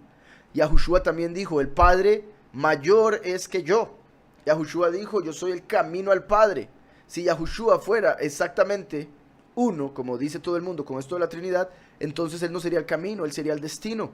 Él no habría dicho Yahweh es mayor que yo. Él no hubiera dicho adoren al Padre. Él hubiera dicho adórenme a mí, síganme a mí, órenme a mí. Él no dijo eso. Cuando le dijeron ¿cómo oramos? Él dijo Padre nuestro que estás en el cielo. Él no dijo hermano mío que estás aquí al frente. Entonces hay que tener claro eso. Por eso en el cristianismo se enseña a orarle directamente a Jesús, a adorar a Jesús como si fuera el Todopoderoso. Y dejan al Todopoderoso de lado. Por un lado ni siquiera lo conocen, pero piensan conocerlo y piensan que es ese mismo que están invocando sin entender lo que la escritura misma dice. Dice por acá, Bless, las 3 de la mañana, ¿tiene algo en particular? ¿Qué tiene especial en lo espiritual? Sí, las 3 de la mañana es la hora más oscura y lo físico está relacionado con lo espiritual. Lo físico es una imagen de lo espiritual. Entonces, las 3 de la madrugada es el momento en el que el día está, o sea, el periodo de 24 horas en la mayor oscuridad. Por ende, es la hora en la que los demonios tienen mayor poder. Las 3 de la mañana es la hora en que los demonios tienen mayor poder. Por eso a veces sucede que las personas se levantan a las 3 de la mañana o se levantan en la madrugada, ven el reloj y son las 3 de la mañana. Eso suele suceder en algunos casos cuando hay, cuando hay algún espíritu molestando a alguien, cuando hay un demonio molestando a alguien, tratando de asustar a alguien, de desviar a alguien, etcétera, etcétera. Es normal que tengan más poder o más influencia a las 3 de la mañana que el resto del día. En sí, los demonios tienen control en la noche, en la oscuridad, porque eso es lo que representan. Pero las 3 de la mañana, que es la hora más oscura, es cuando más poder tienen. Dice por acá, Heredia Yandel, ¿podré volver a ver a mi hijo que ya murió? Pregunto. Sí, si usted obviamente sigue la voluntad del Padre, cumple los mandamientos, cuando pasemos al otro lado, se reuniría con él. La escritura habla muchas veces de que cuando las personas salen de este mundo, los que están en el Padre, que quede claro, se reúnen con sus seres amados que ya habían pasado anteriormente. Y principalmente si son niños, por el hecho de la inocencia y demás. Y le doy, que el Padre lo ayude con fortaleza y demás, porque no me puedo imaginar ese sentimiento. Pero por lo menos que tenga esperanza, como los que creemos en el Mesías, en la escritura y en la promesa del Padre, puesto que sí lo va a volver a ver. Dice Harold Koresh, un testigo de Jehová me dijo que la serpiente antigua que está atada en el abismo, ya y con solo eso ya se desarmó todo, porque eso no es así, pero bueno. Es más, voy a leer un verso para que vean lo mal que está ese hombre que le empezó diciendo eso. En Apocalipsis 12 es cuando se está dando el segundo éxodo, cuando la iglesia escogida va a las montañas para esperar la transformación. En ese momento ellos van a las montañas porque Satanás se revela en este mundo como el falso Mesías, como la abominación desoladora. Y se revela como la abominación desoladora en este mundo una vez que el testigo como Moshe muere y resucita. Entonces, cuando el testigo como Moshe muere y resucita, sube al cielo. Todo esto que estoy diciendo está en Apocalipsis 12.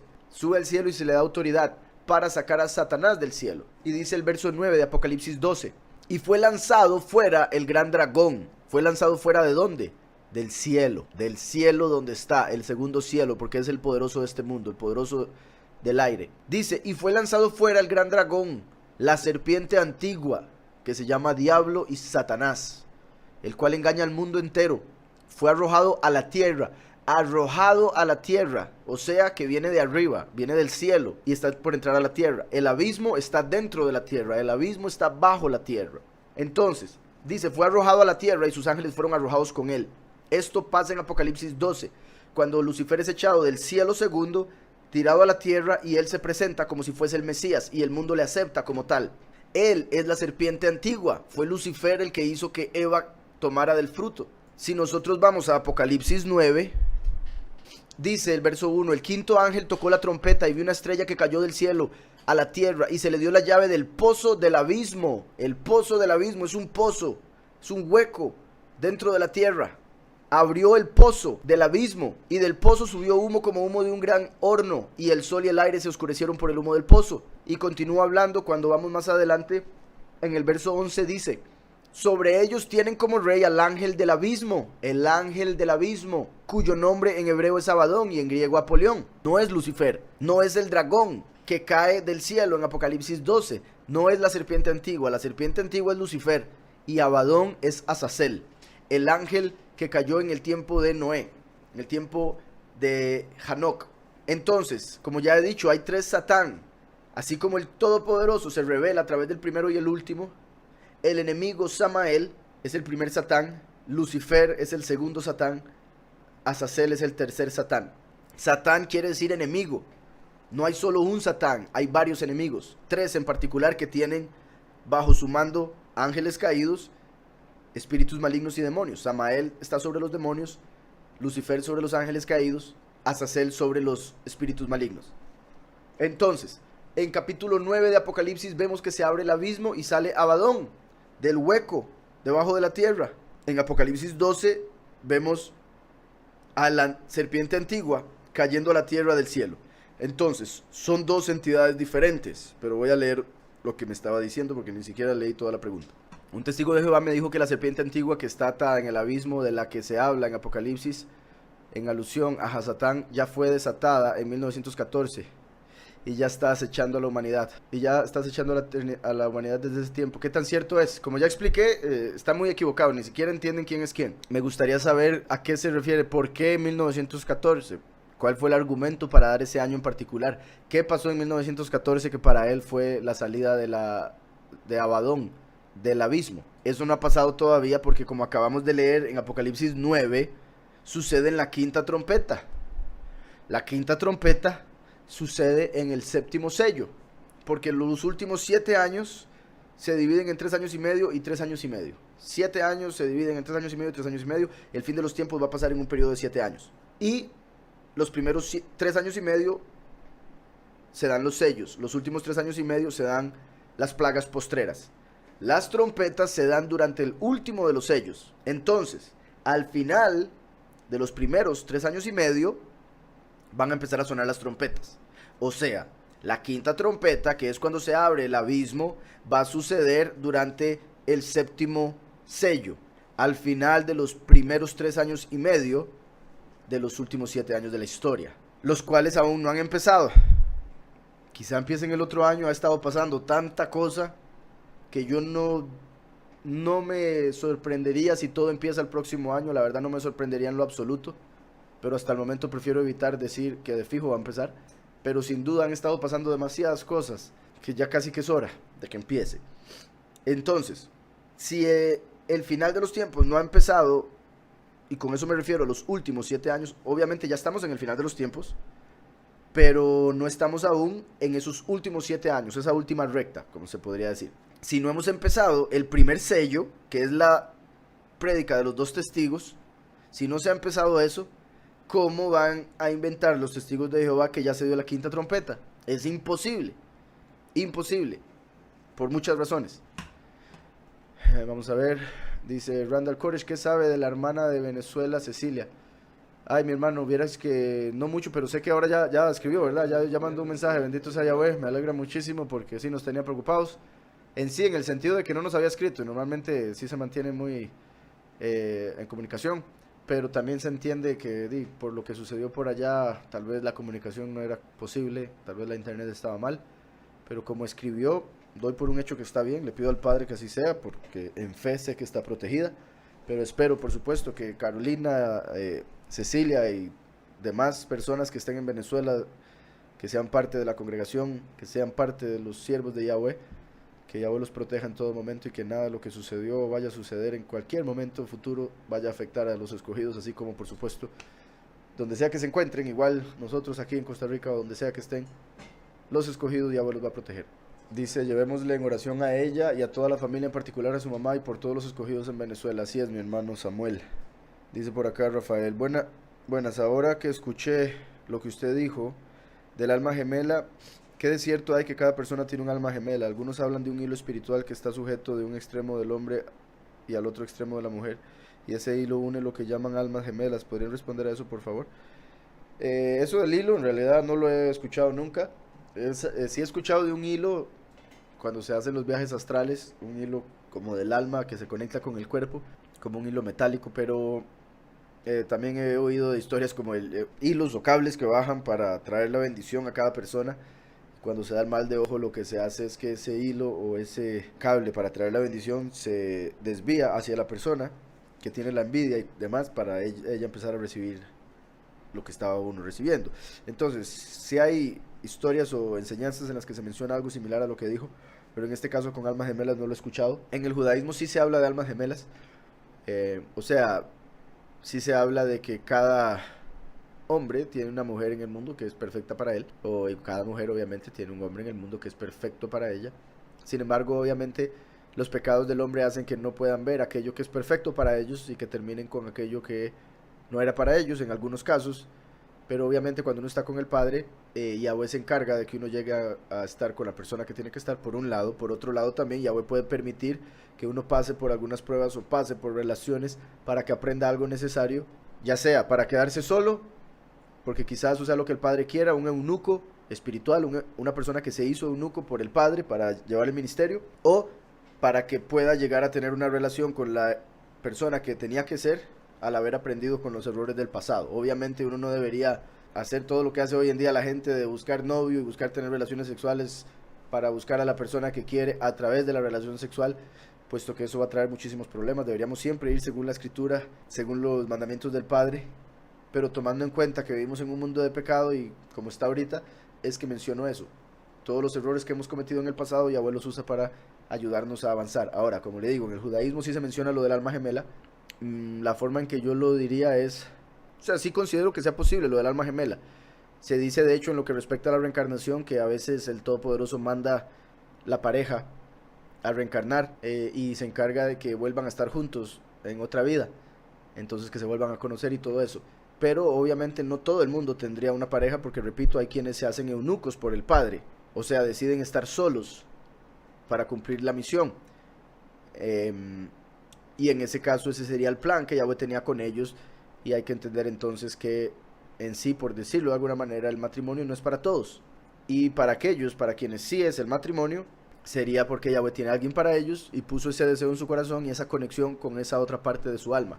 Recuerden que Adán dijo, ella sí es carne de mi carne, hueso de mi hueso. Eso es como, eso es de mi alma, es parte de mi alma. Y por eso dice, y el hombre se unirá a su mujer y serán una carne. Eso es como decir, se unirá a su esposa y serán un alma. Está escrito que el que tiene relaciones sexuales con una ramera se hace uno con la ramera. Entonces, el alma gemela se puede decir que sí es cierto, pero hay mucha gente que se casa con un alma enemiga y por eso hay tanto problema. Pero repito, es que el Padre tiene control de todo y eso es algo que quiero dejar claro. Y con esto del matrimonio es algo que tiene mucho control, o sea, está muy atento de los matrimonios, de las relaciones, de las parejas, puesto que la pareja misma representa la unión del Padre con su iglesia. Entonces él está muy atento de eso y tiene control de absolutamente todo, y por ende todo pasa por una razón. Aun cuando es culpa de uno, las decisiones que tome, el sufrimiento que llegue a pasar por el error que cometió, etcétera, lo que sea, Yahweh lo usa para bien. Dice por acá, ¿es verdad que en el infierno se descansa en Shabbat? Sí, eso lo vimos la vez pasada que lo mencionaron los judíos. Yo no lo creo. En ningún lugar en la escritura dice algo similar a eso. En ningún lugar en la escritura dice algo similar a eso. De hecho, cuando vemos en Lucas, el rico estaba en la llama sufriendo y nunca se le dijo, espérese al sábado que va a tener paz, espérese al sábado para que se calme. Por otro lado, la escritura habla de sufrimiento eterno, constante, donde la llama no se apaga. Yahushua dice que en el infierno la llama no se apaga. Eso quiere decir que no hay descanso de esa llama, porque también hay que entender que el tiempo es diferente en las otras dimensiones. Entonces no es como aquí que está separado aunque los ángeles sí cumplen el Shabbat, lo hacen de otra manera y todo lo demás, pero es porque los ángeles están conectados con este mundo y sirven para como siervos del Padre para hacer pasar cosas en este mundo. Entonces por eso los ángeles sí cumplen el Shabbat. Pero en el infierno ya estamos hablando de otra cosa. La gente que se va ahí, entre otras cosas, es por no haber cumplido el Shabbat. Entonces no tiene sentido que lo vayan a ir a cumplir al infierno si nunca lo cumplieron en la tierra. Y no tendría sentido que lo que reciban sea perdón, cuando en realidad por algo están ahí. Entonces, como les digo, eso es algo que se enseña en la tradición judía. Así como los judíos enseñan también que todo judío va al cielo, no importa lo que haga, no importa cuán malo sea, de fijo entra. Les corre una pregunta, ¿qué significan o representan los déjà vus? Justo cuando lo estoy escribiendo lo mencionaste, pero quisiera que explicaras más a fondo. ¿Podrían ser algún tipo de reflejo de una vida pasada? No, porque es recuerdos de algo que uno acaba de hacer. O alguna imagen o pista que nos pone el Padre para saber que vamos por un buen camino. Eso es en realidad la forma en que yo lo he interpretado. Siento que es como el Padre revelándole al alma que está viviendo lo que se le había dicho que viviría, y por ende uno lo recuerda porque en algún momento lo supo, en algún momento lo vio, y lo vio en una dimensión en la que es como haberlo vivido, y por ende se siente como que ya se vivió. Científicamente se dice que es porque el impulso o la señal eléctrica llega al cerebro 2 veces. Entonces cuando llega por segunda vez, digamos, la señal, el impulso de lo que uno ve en ese momento se va al cerebro, pero llega la señal doble, y la segunda vez que llega hace que uno sienta que ya lo vivió, pero es porque el cerebro recibió la señal 2 veces. Así es como se explica comúnmente. Como les digo, yo creo que tiene algo espiritual. Y por otro lado hay un libro que también me parece interesante y creo que yo he experimentado parte de eso desde que me di cuenta de eso. Y el hombre explica que el déjà vu es algo que sucede porque uno todos los días cuando duerme, como la realidad del sueño es otra realidad que está por encima de este mundo, es más espiritual que este mundo, en la realidad del sueño está conectada con el mundo espiritual. En el judaísmo se enseña que todo sueño tiene un porcentaje de profecía. Todo sueño tiene un porcentaje de profecía. Entonces, cuando uno duerme, el sueño que uno tiene, los sueños, porque tiene varios sueños uno cuando duerme, los sueños que uno tiene son una mezcla de lo que vivió las pasadas 24 horas y lo que va a vivir las próximas 24 horas. Entonces, cuando uno duerme, en el sueño se le hace una mezcla de las 24 horas anteriores y las 24 horas que siguen. Y es por eso que cuando uno está viviendo las 24 horas de ese día que sigue, a veces llegan momentos que se conectan con lo que uno se soñó esa misma noche anterior. Entonces, esa es otra explicación de déjà vu que considero muy posible porque yo he tenido algunas experiencias que parecen indicar eso. Espero con eso le haya quedado más claro. Cuando ocurren los fenómenos naturales, lejos de asustarme, siento que nuestro Padre está más cerca nuestro que nunca. Y hasta me contenta. Qué bendición, hermana. Así es como uno debe actuar. Esa es la fe que debe tener, porque claramente nosotros tenemos nuestros ojos puestos en Él, nuestros ojos puestos en sus promesas, mientras que el mundo tiene sus ojos puestos en el mundo, en su casa, en su dinero, en otro montón de cosas que son temporales y que con un solo temblor se pueden venir abajo. Bendito sea Yahweh, que nada se puede traer abajo la bendición que el Padre nos prometió y lo que ya nos tiene listo, que es solo cuestión de tiempo para que se manifieste. Dice, ¿cómo se enfocaría esta sensación suicida egoísta? ¿Normal? Ok, no sé si le entendí bien. Se refiere a lo que usted siente. Si se refiere a lo que siente cuando ve que esas cosas pasan, es lo que acabo de decir. O sea, es porque uno tiene sus ojos puestos en Yahweh, en lo espiritual, en lo eterno. No en esta vida, en la vida que viene. Entonces cuando las personas nos oyen hablar como hablamos o hablar de esa manera al respecto de esta vida, como si no fuese tan importante como la que sigue, ellos piensan que uno simplemente es un suicida porque no quiere estar en este mundo, no entienden el otro mundo que queremos ir, al que queremos entrar. Egoísta, ellos pueden que piensen eso o que el enemigo le trate de hacer a usted sentir eso, que le trate de hacer sentir egoísta, porque si es cierto, mucha gente va a sufrir a través de estos desastres naturales, a través del apocalipsis y demás, pero hay que entender que ese sufrimiento se dará por su propia rebelión, y no es que uno sea egoísta, que uno solo está pensando en la bendición que uno va a tener en el futuro, simplemente uno está bien enfocado en lo que va a tener en el futuro, y ya está escrito lo que le va a pasar a los impíos, a los rebeldes. Lo que uno puede hacer es revelarles a ellos también, guiarlos con la doctrina correcta para que también sean parte. Con solo el hecho de que uno quiera que ellos sean parte de la eternidad, con solo el hecho de que uno les predique, eso es una muestra de que no está siendo egoísta, porque no es que uno quiere la corona solo para uno quiere que todos tengan corona, uno quiere que todos conozcan al Padre y tengan la vida eterna. Entonces el enemigo le va a hacer sentir egoísta. Los amigos o familiares le van a decir que es suicida, pero en realidad es normal, porque cuando estamos en el Padre, este mundo lo vemos como simplemente una ilusión, algo pasajero, y eso hace que queramos salir de la ilusión, porque queremos lo real, queremos lo verdadero. ¿Qué es un eunuco? Un eunuco es una persona que servía al rey, es una persona que sirve a un rey y que en el sentido literal, en el sentido histórico de lo que eran los eunucos, como los reyes solían tener varias esposas, ellos ponían a un hombre para que protegiera a las esposas, para que las cuidara, para que no cayeran en infidelidad, para que nadie les hiciera nada, etc. Y al hombre que se ponía a cargo de ellas, o los hombres que se ponían a cargo de las mujeres del rey, eran eunucos. ¿Qué quiere decir eso? Que básicamente los castraban, les quitaban la capacidad de reproducirse, de multiplicarse. Entonces eran personas que habían decidido quedarse solteros por siempre, con tal de servir al rey en el palacio, cuidando a sus mujeres. Entonces un eunuco espiritual es una persona que decide quedarse solo, sin una pareja, sin multiplicarse en la carne, con tal de servir a Yahweh el rey. Y por eso Yahweh le da a ese tipo de hombre la capacidad de multiplicarse en el espíritu, a través de los hijos espirituales, de las ovejas. Entonces, así como un eunuco cuidaba a las mujeres del rey, un hombre que decide dedicarse a Yahweh, al ministerio, y no a una relación propia, ese hombre está cuidando a las mujeres del rey. O sea, ese hombre cuida a las iglesias del Todopoderoso al predicarles la verdad. Entonces, las mujeres del rey son las iglesias del Todopoderoso. El eunuco que las cuida es un pastor, como el apóstol Paulus, que el apóstol Paulus, después de dejar el ser fariseo, y por diferentes razones todo indica que él estuvo casado cuando era fariseo, porque es parte de las cosas que se hacía al ser fariseo a edad temprana, pero cuando él llegó a Yahushua perdió todo, aún a la mujer que tuvo, porque todo parece indicar esa mujer no quiso seguir al Mesías. Entonces Paulus después explica que si él quisiese, él podría casarse, pero él decide no hacerlo por el servicio a Yahweh. Entonces él se convirtió en un eunuco por el Padre. En Isaías 56 hay un verso interesante. Dice que el extranjero, del verso 3, que el extranjero que sigue a Yahweh no hable diciendo, me apartará totalmente Yahweh de su pueblo, ni diga el eunuco, he aquí yo soy un árbol seco.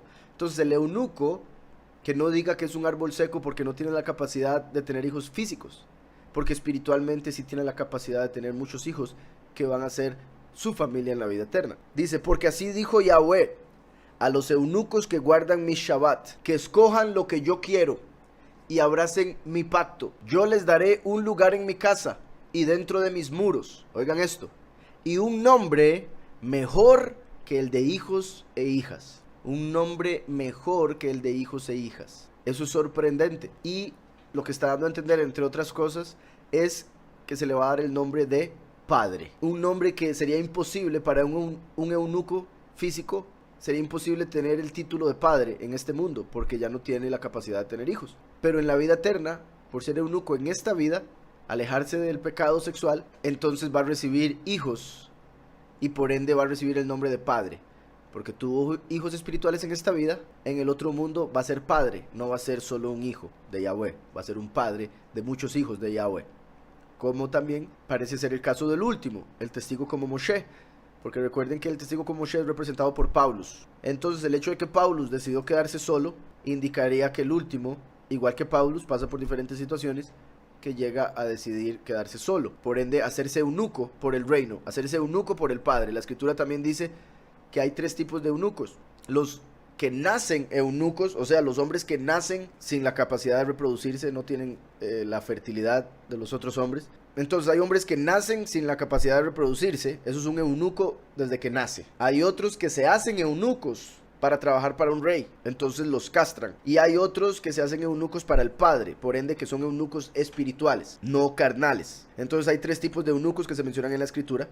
Y aquí estamos viendo que el que sea eunuco espiritual, el que decida apartarse de la lujuria, la fornicación, el adulterio y aún lo hermoso que es una relación de pareja para servir al Padre, ese hombre va a recibir hijos en la vida eterna, puesto que no va a tener hijos en esta vida, según la decisión que tomó al abrazar el pacto de Yahweh. Entonces dice, a los eunucos que guarden mis Shabbat, mis Shabbatot, que escojan lo que yo quiero, o sea, al Mesías, y abracen mi pacto, lo que va a ser el último como Moshe que trajo el pacto, yo les daré lugar en mi casa y dentro de mis muros, y un nombre mejor que el de hijos e hijas.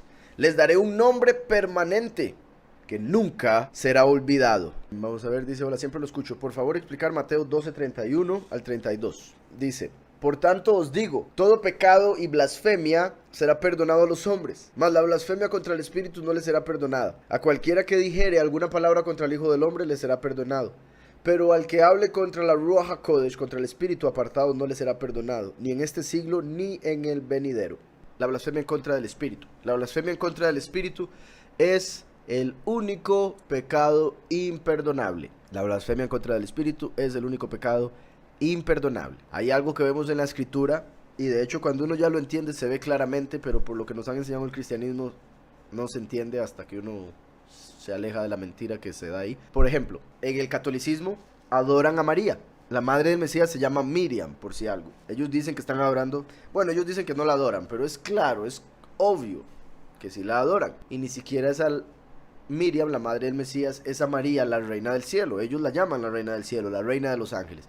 En la Escritura vemos que la reina del cielo es un demonio. Lo vemos en Jeremías. Entonces, a lo que quiero llegar es que los católicos llaman a María la Madre de Dios.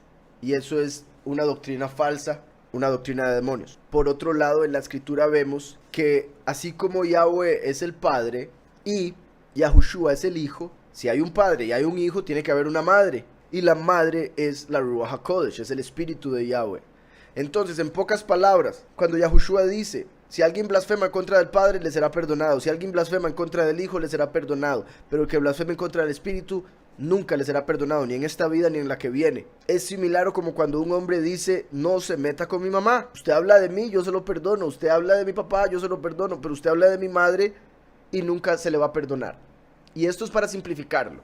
Pero, como les digo, el pecado imperdonable es el pecado en contra del Espíritu. La blasfemia en contra del Padre se perdona porque hay muchos que se hacen pasar por padres y solo hay un camino al Padre, el Hijo.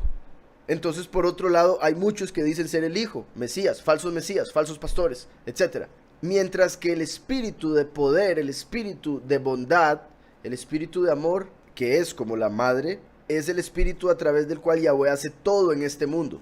En este contexto vemos que Yahushua había sanado a alguien. Lo voy a leer. Dice, entonces le llevaron un endemoniado, el verso 22. Un endemoniado, ciego y mudo. Entonces, vean esto, estaba endemoniado y por eso era ciego y mudo. Entonces tenía una enfermedad física que era producto de una enfermedad espiritual. O sea, el estar endemoniado lo llevó a no poder hablar ni ver. Entonces dice, y lo sanó, de tal manera que el ciego y mudo veía y hablaba. Toda la gente estaba atónita. Entonces aquí esta es la clave. Puede que uno no le crea al Hijo, puede que no le crea al Padre, pero si usted ve un endemoniado, ve a un ciego y mudo, que a través de la palabra, que a través del Espíritu, llega a ver y a hablar, una persona que diga que el que hizo eso es Satanás, una persona que diga que ese ciego y mudo empezó a ver y a hablar por el poder de Satanás, esa persona está llamando al espíritu de Yahweh el espíritu de Satanás. Y una persona que está tan ciega como para llegar a decir eso, es una persona que es imposible que llegue al arrepentimiento, perdió la capacidad, por ende cometió el pecado imperdonable, porque está completamente ciego, tan ciego que el bien para él es el mal y el mal para él es el bien, y por ende cuando ve la Ruach HaKodesh del Padre hacer un milagro, dice, eso es Satanás. Entonces una persona que piensa así quiere decir que le pertenece a Satanás. No hay nada que perdonarle, porque es de otro mundo, es de otra realidad, es una ilusión, le pertenece al enemigo. Dice, entonces le llevaron un endemoniado ciego y mudo y lo sanó, y de tal manera que el ciego mudo veía y hablaba. Toda la gente estaba atónita y decía, ¿será este el hijo de David? Ellos se preguntaban si él era el último. Yahushua explicó ser el primero, ser la raíz de David, no el hijo de David. Esto es uno de muchos versos donde vemos que en el tiempo en el que el Mesías vino, estaban esperando la segunda venida. O sea, estaban esperando al último y recibieron al primero. Estaban esperando un león y recibieron un cordero. Ahora los cristianos están esperando un cordero, pero van a recibir un león. Entonces no lo van a entender, no lo van a recibir. Entonces dice, ¿será este el hijo de David? Pero los fariseos al oírlo decían, este no echa fuera a los demonios, sino por Belcebú, príncipe de los demonios. Belcebú quiere decir el señor de las moscas. Este no echa fuera los demonios, sino por Belcebú, príncipe de los demonios. Como las moscas que llegan a las cosas que están podridas y muertas. Satanás, el poderoso de la muerte, del pecado. Entonces, los fariseos ven eso y dicen, no, hombre, este saca demonios porque tiene al demonio metido. Saca demonios por el príncipe de demonios que está en él. Entonces, los fariseos se consideraban tan importantes, tan inteligentes. Sin embargo, su visión era completamente lo contrario a la correcta. Tenían menos 20 en vez de 20 de visión. Puesto que vieron al demonio, dijeron que era el demonio, cuando había sido el espíritu de Yahweh. Entonces una persona que está en ese hueco es imposible que salga de ahí. Los demás por lo menos dijeron, ¿será este el hijo de David? Pero el resto, los fariseos, dijeron, no, este lo que es un endemoniado. Entonces, ¿cómo es que un endemoniado va a sacar un demonio a otro endemoniado? Es imposible. Toda casa dividida en contra de sí misma se cae, como lo dijo el Mesías. Entonces dice el verso 25. Sabiendo Yahushua los pensamientos de ellos, les dijo, todo reino dividido contra sí mismo es asolado, y ninguna ciudad o casa dividida contra sí mismo permanecerá. Si Satanás, Belcebú, echa fuera a Satanás, contra sí mismo está dividido. ¿Cómo pues permanecerá su reino? O sea, Satanás tiene un reino propio. La gente que no acepta el reino de Yahweh está buscando el reino de Satanás, el nuevo orden mundial. cuando el enemigo se va a presentar en el mundo como el falso Mesías. Obviamente se va a presentar como el verdadero Mesías, siendo el falso Mesías, la abominación desoladora. Entonces, si Satanás echa fuera a Satanás, contra sí mismo está dividido. ¿Cómo pues permanecerá su reino? Y si yo echo fuera los demonios por Belcebú, ¿por quién los echan vuestros hijos? Esto es poderosísimo, porque entonces está diciendo, si usted me está diciendo que yo los saco por los demonios, ¿cómo sacan ustedes los demonios entonces? Si los fariseos estaban con un Elohim por debajo de Yahweh, los fariseos no aceptaron al Mesías porque seguían a otro Elohim, otro padre. Por eso el Yahushua les dijo una y otra vez, ustedes son hijos de Satanás, son hijos del primer asesino, el mentiroso. Entonces, al decir, pero si yo por el espíritu de Yahweh echa fuera los demonios, ciertamente ha llegado a vosotros el reino de Yahweh. Entonces lo anterior que dijo, ¿por quién los echan vuestros hijos? Ahí en realidad les estaba revelando que ellos estaban bajo otro. Al mismo tiempo les estaban diciendo, por ejemplo, los discípulos, como más jóvenes que los ancianos del Sanedrín, por ejemplo, ya Yahushua les había dado autoridad para sacar demonios. Entonces dice, por tanto ellos serán vuestros jueces. O sea, los hijos de los fariseos, los que eran de una generación después de los fariseos, van a terminar juzgando a los fariseos por la forma en que los fariseos pensaban y actuaban. Entonces, por tanto ellos serán vuestros jueces. Pero si yo por la Ruach de Yahweh, si yo por el espíritu de Yahweh echo fuera los demonios, ciertamente ha llegado a vosotros el reino de Yahweh. Bendito sea su nombre. Pues ¿cómo puede alguno entrar en la casa del hombre fuerte y saquear sus bienes? Oigan esto. ¿Cómo puede alguno entrar en la casa del hombre fuerte y saquear sus bienes si primero no lo ata? Esto es poderosísimo. Y esto la mayoría no lo ha entendido, lamentablemente. Yahushua dijo que él viene como ladrón en la noche. La segunda venida es como ladrón en la noche porque viene a recoger a los escogidos que están esperándole. La novia que está esperándole. Como ladrón en la noche viene él. Aquí está diciendo, ¿cómo puede alguno entrar en la casa del hombre fuerte y saquear sus bienes? O sea, ¿cómo puede un ladrón entrar en la casa de un hombre fuerte y robarle si no le ata primero? Si no le ata primero. Yahushua es el primero. O sea, Yahushua vino a atar al enemigo para después venir como el ladrón. Primero lo ató a Satanás, al enemigo. Cuando sacaba demonios era una muestra de que lo estaba atando, le estaba quitando la autoridad. Entonces Yahushua vino como el primero para atar al enemigo, el poderoso de este mundo, el hombre fuerte de esta casa. Y prometió que vendría otra vez como ladrón en la noche, puesto que el enemigo a través de su nombre ya está atado, no puede hacer nada. Entonces ahora se vuelve a presentar como ladrón para robarse, simbólicamente hablando, las cosas que antes estaban bajo Lucifer, para tomar el reino de este mundo y para llevarse a los escogidos sin que mueran. Si fuera por Lucifer, todo hombre muere. Lucifer quiere que todo hombre muera. Y por el pecado de todo hombre, Lucifer tiene escrito todos los pecados como para tener la culpa de cada uno. Entonces, según esos pecados que la gente ha cometido, Lucifer declara que merecen morir. Entonces, por Lucifer y por los pecados de toda la humanidad, porque todos hemos pecado, excepto por Yahushua, como todos hemos pecado, entonces Satanás quiere la muerte para todos y está esperando la muerte para todos. Pero Yahushua vino hace 2000 años y lo ató para ahora presentarse como ladrón en la noche y robarse a los 144,000. O sea, sacarlos del mundo sin que pasen por la muerte, que es lo que Lucifer les daría si Yahushua no se los lleva como ladrón en la noche. Espero eso esté quedando claro. Entonces dice, pero si yo por la Ruach HaKodesh echo fuera los demonios, ciertamente ha llegado a vosotros el reino de Yahweh. Pues ¿cómo puede alguno entrar en la casa del hombre fuerte y saquear sus bienes si primero no lo ata? Entonces podrá saquear su casa. El que no está conmigo está contra mí. Punto. Eso es tan perfecto. El que no está conmigo está contra mí. Solo hay dos bandos.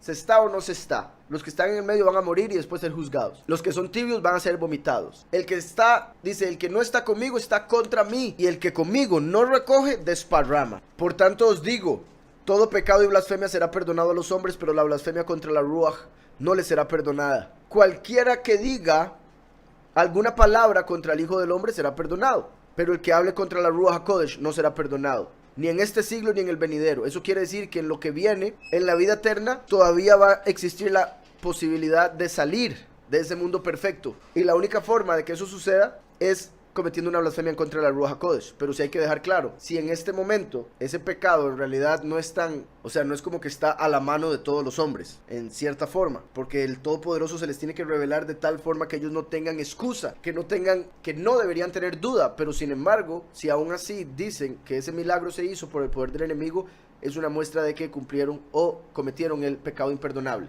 Entonces, dice, no será perdonado ni en este siglo ni en el venidero. Entonces, si en este tiempo no es como que el pecado más común, obviamente, porque si no un montón de gente estaría sin perdón, con más razón va a ser menos común en la vida eterna. Pero sí lo incluye aquí Yahushua, al decir el siglo venidero. Entonces, si el árbol es bueno, su fruto es bueno. Está hablando a los fariseos, ustedes son malos árboles, dan mal fruto, por eso cometieron un pecado imperdonable. Si el árbol es bueno, su fruto es bueno. Si el árbol es malo, su fruto es malo, porque por el fruto se conoce el árbol, no por las apariencias, por el fruto, cuando se prueba el fruto. Generación de víboras, ¿cómo podéis hablar lo bueno siendo malos? Porque de la abundancia del corazón habla la boca. Entonces aquello de lo cual llenamos nuestro corazón es de lo que vamos a estar hablando. Entonces hay mucha gente que solo sabe hablar de fútbol, hay otros que solo saben hablar de carros, hay otras mujeres que solo saben hablar de moda, chismes, de relaciones, etcétera, etcétera, porque de eso está lleno su corazón, de lujuria, de fornicación, de vanidad, dependiendo del caso. Entonces, dice, el hombre bueno del buen tesoro del corazón saca buenas cosas, y el hombre malo del mal tesoro saca malas cosas. Pero yo os digo que de toda palabra ociosa que hablen los hombres, de ella darán cuenta en el día del juicio. Esto es poderosísimo. Los hombres van a tener que dar cuenta por absolutamente todas las palabras que han dicho, principalmente por aquellas palabras que han dicho sin tener cuidado. Por eso les recomiendo que piensen antes de hablar. Tengan mucho cuidado con lo que dicen, porque se pueden estar amarrando para algo negativo eternamente. Pero yo os digo que de toda palabra ociosa que hablen los hombres, de ella darán cuenta en el día del juicio. Pues por tus palabras serás justificado y por tus palabras serás condenado. Dice por acá, ¿me podría decir el significado del nombre Satanás? Ahora lo mencioné. En realidad es Satán. Satanás es como lo hicieron en el griego o en el español. Satán quiere decir adversario, enemigo. Dice por acá, una vez mi madre estaba escuchando cierta emisora, dijeron que el hijo de Yahweh era o fue cabalista. Dieron una explicación y de igual de aclararle, yo creo que la persona quedó más enredada. Bendiciones. Eso de que era cabalista, yo he explicado que la cábala se usó para mucho mal, pero en sí la palabra cábala por sí sola no es algo negativo. O sea, la palabra cábala no quiere decir algo negativo, quiere decir algo que se ha pasado de generación en generación, como una tradición. Sin embargo, ese conocimiento que está basado en la escritura se empezó a utilizar para hacer magia, hacer mal. Por eso la cábala ha llegado a tener una mala fama. Pero en la cábala hay un montón de conocimiento muy poderoso, muy revelador, y que confirma que Yahushua es el Mesías.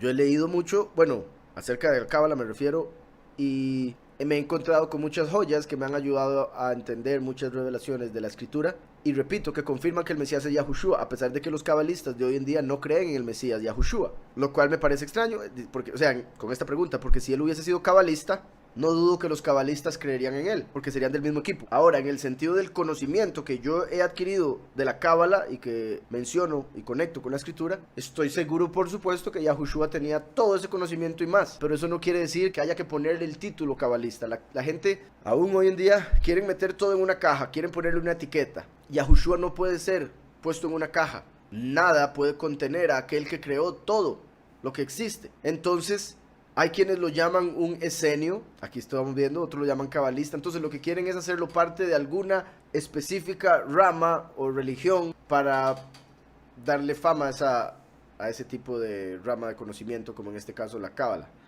Pero estoy seguro que él tenía todo ese conocimiento y más, por supuesto. Y no dudo que por tener ese conocimiento algunos quizá lo llamarían cabalista, pero yo no creo que él se llamase a sí mismo cabalista o que él anduviese con los grupos de fariseos que seguían la cábala. Espero con eso le ayude algo, hermano. No sé qué será la explicación que le dieron. Preguntan que si una persona hizo buenas obras y muere, será salvado. Y si una persona está entre los escogidos, será salvo. ¿Cuál es la diferencia del que muere a los que no van a morir? Los dos van a ser salvos. La escritura nos muestra que la salvación es diferente a la justificación. Esto es algo que yo explico una y otra vez. No voy a entrar muy a fondo porque ya casi que estamos cerrando. Voy a tratar de resumir. La escritura dice en Romanos 10:10, con el corazón se cree para justicia, pero con la boca se confiesa para salvación. La salvación no es solo salvación del alma, es también salvación del cuerpo. Entonces, la salvación, como dice primera de Pedro 1:5, dice que la salvación fue hecha para ser manifestada en el fin de los tiempos. La salvación fue hecha para ser manifestada en el fin de los tiempos. Dice el verso 5 de 1 de Pedro 1, que sois guardados por el poder de Yahweh mediante la fe, para alcanzar la salvación que está preparada para ser manifestada en el tiempo final. Entonces, todos los que han muerto antes del tiempo final no han sido salvados, porque murieron. Salvarse quiere decir no morir, pasar a la vida eterna sin experimentar muerte. Por eso Pedro dijo que la salvación está hecha para ser manifestada al puro final, porque en el puro final van a estar los pocos que van a ser transformados. Los que son transformados son los pocos escogidos, la iglesia escogida, la novia en las bodas del Cordero, quienes van a ser reyes y sacerdotes durante la vida eterna. Mientras que los invitados a las bodas son los muchos creyentes hoy en día que por ser creyentes en su corazón, en la muerte y resurrección del Hijo del Todopoderoso, por ser creyentes en su corazón van a recibir justificación. ¿Qué quiere decir eso? Que después de morir van a ser resucitados, justificados y van a entrar al reino de Yahweh, pero como el pueblo, como los habitantes, mientras que los pocos que fueron salvos van a ser los reyes. Una cosa es los pocos, otra cosa son los muchos. Los pocos son salvos, los muchos son justificados, porque los pocos tienen la palabra, que es el nombre del Hijo, que confiesan para salvación, porque con el corazón se cree para justicia, pero con la boca se confiesa para salvación, y tienen el testimonio de Yahushua, que creen que el Todopoderoso envió a su Hijo a morir por nuestros pecados y lo levantó al tercer día. Entonces, los que son justificados solo creen en el testimonio. Los que son salvos creen en el testimonio y han confesado su nombre para salvación, como lo vemos también en Apocalipsis 7 y Apocalipsis 14, que los escogidos son sellados con el sello del poderoso vivo, el cual en Apocalipsis 14:1 resulta ser el nombre del Padre y del Hijo en sus frentes, o sea, el hecho de que conocen y confiesan y mantienen en su mente constantemente el nombre del Padre y del Hijo. Invocan el nombre, le oran, le respetan, le honran. Por eso el Mesías, cuando le preguntaron cómo debemos orar, él dijo: Padre nuestro que estás en el cielo, apartado sea tu nombre. Lo primero es apartar su nombre, reconocer la pureza de su nombre. Entonces, con lo que me preguntaba, dice que si una persona hizo buenas obras y muere, será salvado. Si muere e hizo buenas obras, obviamente me imagino que se refiere a según la voluntad del Padre, según los mandamientos del Padre. Si hizo buenas obras y muere, en realidad sería justificado, repito, porque la salvación es para aquellos que no mueren del todo. Entonces, si una persona está entre los escogidos, ¿será salvo? ¿Cuál es la diferencia? Ya la expliqué. Espero si le haya quedado claro. Bendiciones, mis hermanos. ¿Cómo se le puede explicar a un vegano, a la luz de las escrituras, que está bien comer carne? ¿Están mal los veganos por rechazar y no comer carne? No, no es tan mal por rechazar la carne. No es tan mal, pero tampoco quiere decir que estén haciendo algo especial. O sea, tampoco quiere decir que por solo comer vegetales vayan a entrar al reino de Yahweh. No quiere decir que por no comer carne vayan a ser más apartados o mejores personas, que es lo que casi que terminan pensando los que son veganos, ¿verdad? Puesto que así como uno anda predicando del Padre por todo lado, los veganos andan predicando de ser vegano por todo lado y le andan tratando de meter el ser vegano a todos, como lo que acabamos de hablar. La boca habla de lo que abunda en el corazón. Entonces la gente que está tan concentrada en los vegetales, que solo en eso piensa, solo va a andar hablando de eso. Pero los que están en el Padre van a hablar del Padre, los que están en el pecado van a hablar del pecado. En Génesis, cuando Noé pasó el diluvio, vemos que Yahweh le permite a Noé comer carne. Antes del diluvio de Noé, no se podía comer carne, pero después del diluvio, como quedó tan poco alimento, Yahweh permitió a los hombres comer animales, pero prohibió tomarse la sangre. Entonces, después del diluvio, se ve que Yahweh permite comer carne, entonces no es pecado. En Génesis 9, bendijo Elohim a Noah y a sus hijos, y les dijo: fructificad y multiplicaos y llenad la tierra. Infundiréis temor y miedo a todo animal sobre la tierra, a toda ave de los cielos, a todo lo que se mueva sobre la tierra y a todos los peces del mar. Por eso es que cuando uno se le acerca a un animal, normalmente los animales corren despavoridos, porque nos tienen miedo. Y Yahweh puso un temor en ellos, para que se separaran del hombre, para que los animales se fueran a vivir a la selva, por ejemplo, y los hombres se fueran a vivir a la ciudad. Entonces, los animales le huyen al hombre. Es parte del respeto que le tienen al hombre, es un temor, como el temor que debemos tener a Yahweh. Los animales no lo tienen a nosotros. Claro, hay hombres que le tienen miedo a los animales. Cuando un hombre le tiene miedo a un animal, o cuando un hombre está en pecado ante un animal, no es un hombre. El animal no lo ve como un hombre, lo ve como una presa. Por un lado, porque siente el miedo y el miedo atrae castigo. Por otro lado, porque por el pecado, la persona espiritualmente no es un hombre, se comporta como un animal. Entonces, para un animal es simplemente una presa. Y por eso hay animales que atacan hombres. Entonces, dice: infundiréis temor y miedo a todo animal sobre la tierra, a todas las aves de los cielos, a todo lo que se mueva sobre la tierra y a todos los peces del mar. En vuestras manos son entregados. Todo lo que se mueve, en vuestras manos son entregados. Todo lo que se mueve y vive, os servirá de alimento. Todo. Esto es muy importante, porque los judíos, al no entender la Torá, empezaron a seguir por la letra la Torá y no y no comen un montón de cosas. A pesar de que Yahweh en la Torá nos dice que nos dio todo para comer. Entonces, si Yahweh nos da todo para comer y después la Torá dice, no coma esto, ¿quiere decir que la Torá se está contradiciendo? No, porque la Torá no se quebranta, la Torá es perfecta. Eso quiere decir que hay que saber entenderlo. Aquí nos permitió comer todo en lo que respecta a alimento para mantener este cuerpo. En la Torá nos está diciendo algo simbólico, que no debemos comer las doctrinas falsas que convierten a los seres humanos en animales a través de sus prácticas. Entonces, uno es lo que uno come. Por ende, el que come doctrinas falsas se va a convertir en falso. El que come cerdo se va a convertir en cerdo. Y ese es el punto. Como está escrito en la Torá, nadie es capaz de ser justificado por las leyes de la Torá, porque no hay hombre que sea tan justo que siempre haga el bien y nunca peque. Entonces, la Torá está escrito en la Torá que el que cumpla las leyes de la Torá será justificado por ellas, por las obras. Sin embargo, como acabo de decir, no hay hombre que sea tan justo que solo haga el bien y nunca peque. Por ende, eso quiere decir que en la Torá vemos que el que cumpla las obras de la Torá será justificado por ellas. Sin embargo, también la Torá nos dice que no hay hombre que sea capaz de cumplir todas las obras de la Torá.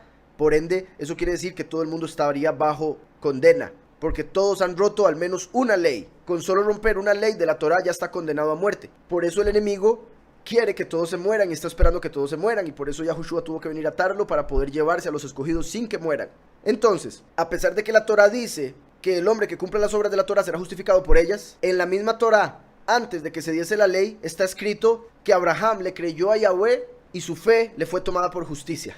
Entonces el hecho de que él creyó hizo que fuese justificado. Eso es muy importante, porque ¿cómo es posible que en la Torá dice que por las obras es justificado, pero antes de que se diera la Torá, Abraham fue justificado por la fe? Eso quiere decir que hay una justificación mayor que por las obras, y es a través de la fe en el Mesías. Yahweh puso a todos los hombres bajo el pecado para que todos necesitasen la salvación y por ende poder simplificarlo con un solo camino, tan simple como eso. Entonces en la Torá vemos la justificación según la ley es imposible por la carne, pero la justificación según la fe nos va a traer obviamente la vida eterna. Entonces en la misma Torá se muestran dos tipos de justificación, una imposible, la otra que es un regalo, el favor de Yahweh. Igualmente estamos viendo aquí, en la Torá que vino después se nos dice no coma esto, no coma lo otro, pero antes se nos había dicho cómalo todo. ¿Esa es una contradicción? No, porque aquí en Génesis 9 se nos está hablando de comida, de alimento para que este cuerpo se mantenga. En la Torá se nos está hablando de letra. La letra mata, más el espíritu vivifica. Entonces cuando uno lee las leyes de la letra, según el espíritu, entiende que lo puede comer todo. Sin embargo, en lo espiritual debe tener cuidado de toda doctrina falsa e impura. Entonces, dice, todo lo que se mueve y vive os servirá de alimento, todo. Lo mismo que las legumbres y las plantas verdes, os lo he dado todo. Pero carne con su vida, que es su sangre, no comeréis, porque ciertamente demandaré la sangre de vuestras vidas, de manos de todo animal la demandaré, y de manos de hombre, a cada hombre demandaré la vida de su prójimo. Aquí lo vemos claro, Yahweh permitió comer todo animal, permitió comer carne, eso para su compañero vegano. Que si puedo explicar, Romanos 11:15 dice, porque si su exclusión es la reconciliación del mundo, voy a leer en contexto, verso 11. Pero yo pregunto, ¿será que los israelitas al tropezar, o sea, al no aceptar al Mesías en su primer venida, cayeron definitivamente? De ninguna manera. O sea, los Yahudim no fueron condenados eternamente por haber matado al Hijo, porque acabamos de ver que la blasfemia en contra del Hijo sí es perdonable. Entonces no han caído definitivamente, sino que cayeron para abrirle campo a los gentiles. Si ellos hubieran aceptado al Mesías, todo gentil se hubiese ido al infierno. Pero como los Yahudim no aceptaron al Mesías, ahora los gentiles pueden también entrar al reino. Y una vez que ya los gentiles tienen la capacidad de entrar al reino, ahora sí, los israelitas van a poder reconocer al Mesías. Entonces, de ninguna manera, al contrario, debido a su transgresión, o sea, debido al pecado de los Yahudim, vino la salvación a los gentiles, a fin de provocarlos a celos, Entonces, los Yahudim deberían sentirse celosos y ese celo debería llevarlos a Mashiach, a la verdad.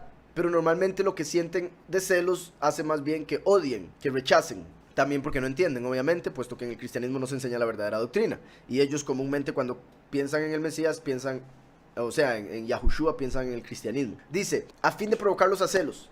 Y si su transgresión ha servido para enriquecer al mundo, puesto que trajo la justificación para los gentiles, y si su transgresión ha servido para enriquecer al mundo, y su caída a los gentiles, cuánto más lo será su plena restauración. Entonces, si el hecho de que ellos no reconocieron al Mesías trajo tan gran bendición para el mundo, con más razón cuando reconozcan al Mesías en el fin de los tiempos, va a traer una bendición que no nos podemos imaginar. Entonces, si el rechazo de los Yahudim hacia Yahushua trajo tan gran bendición, con más razón la traerá cuando lo reconozcan como Mashiach en el fin de los tiempos. Dice el verso 13, hablo a vosotros gentiles, por cuanto yo soy apóstol a los gentiles, Pablo. Honro mi ministerio como el último que va a las naciones, por si en alguna manera pudiera provocar a celos a los de mi sangre, a los Yahudim, y hacer salvos a algunos de ellos. Porque si su exclusión es la reconciliación del mundo, ¿qué será su admisión? Sino vida de entre los muertos. Lo que ya expliqué. Si su exclusión, o sea, el ser arrancados del olivo original, es la reconciliación del mundo, ¿qué será su admisión? O sea, el aceptar al Mesías, van a ser injertados en el olivo, que es el Mesías, y eso será vida de entre los muertos. Estaban muertos porque no aceptaron al Mesías. Una vez que lo reciban, van a traer vida para ellos y para el mundo entero a través del Padre. Entonces aquí cerramos ya por hoy.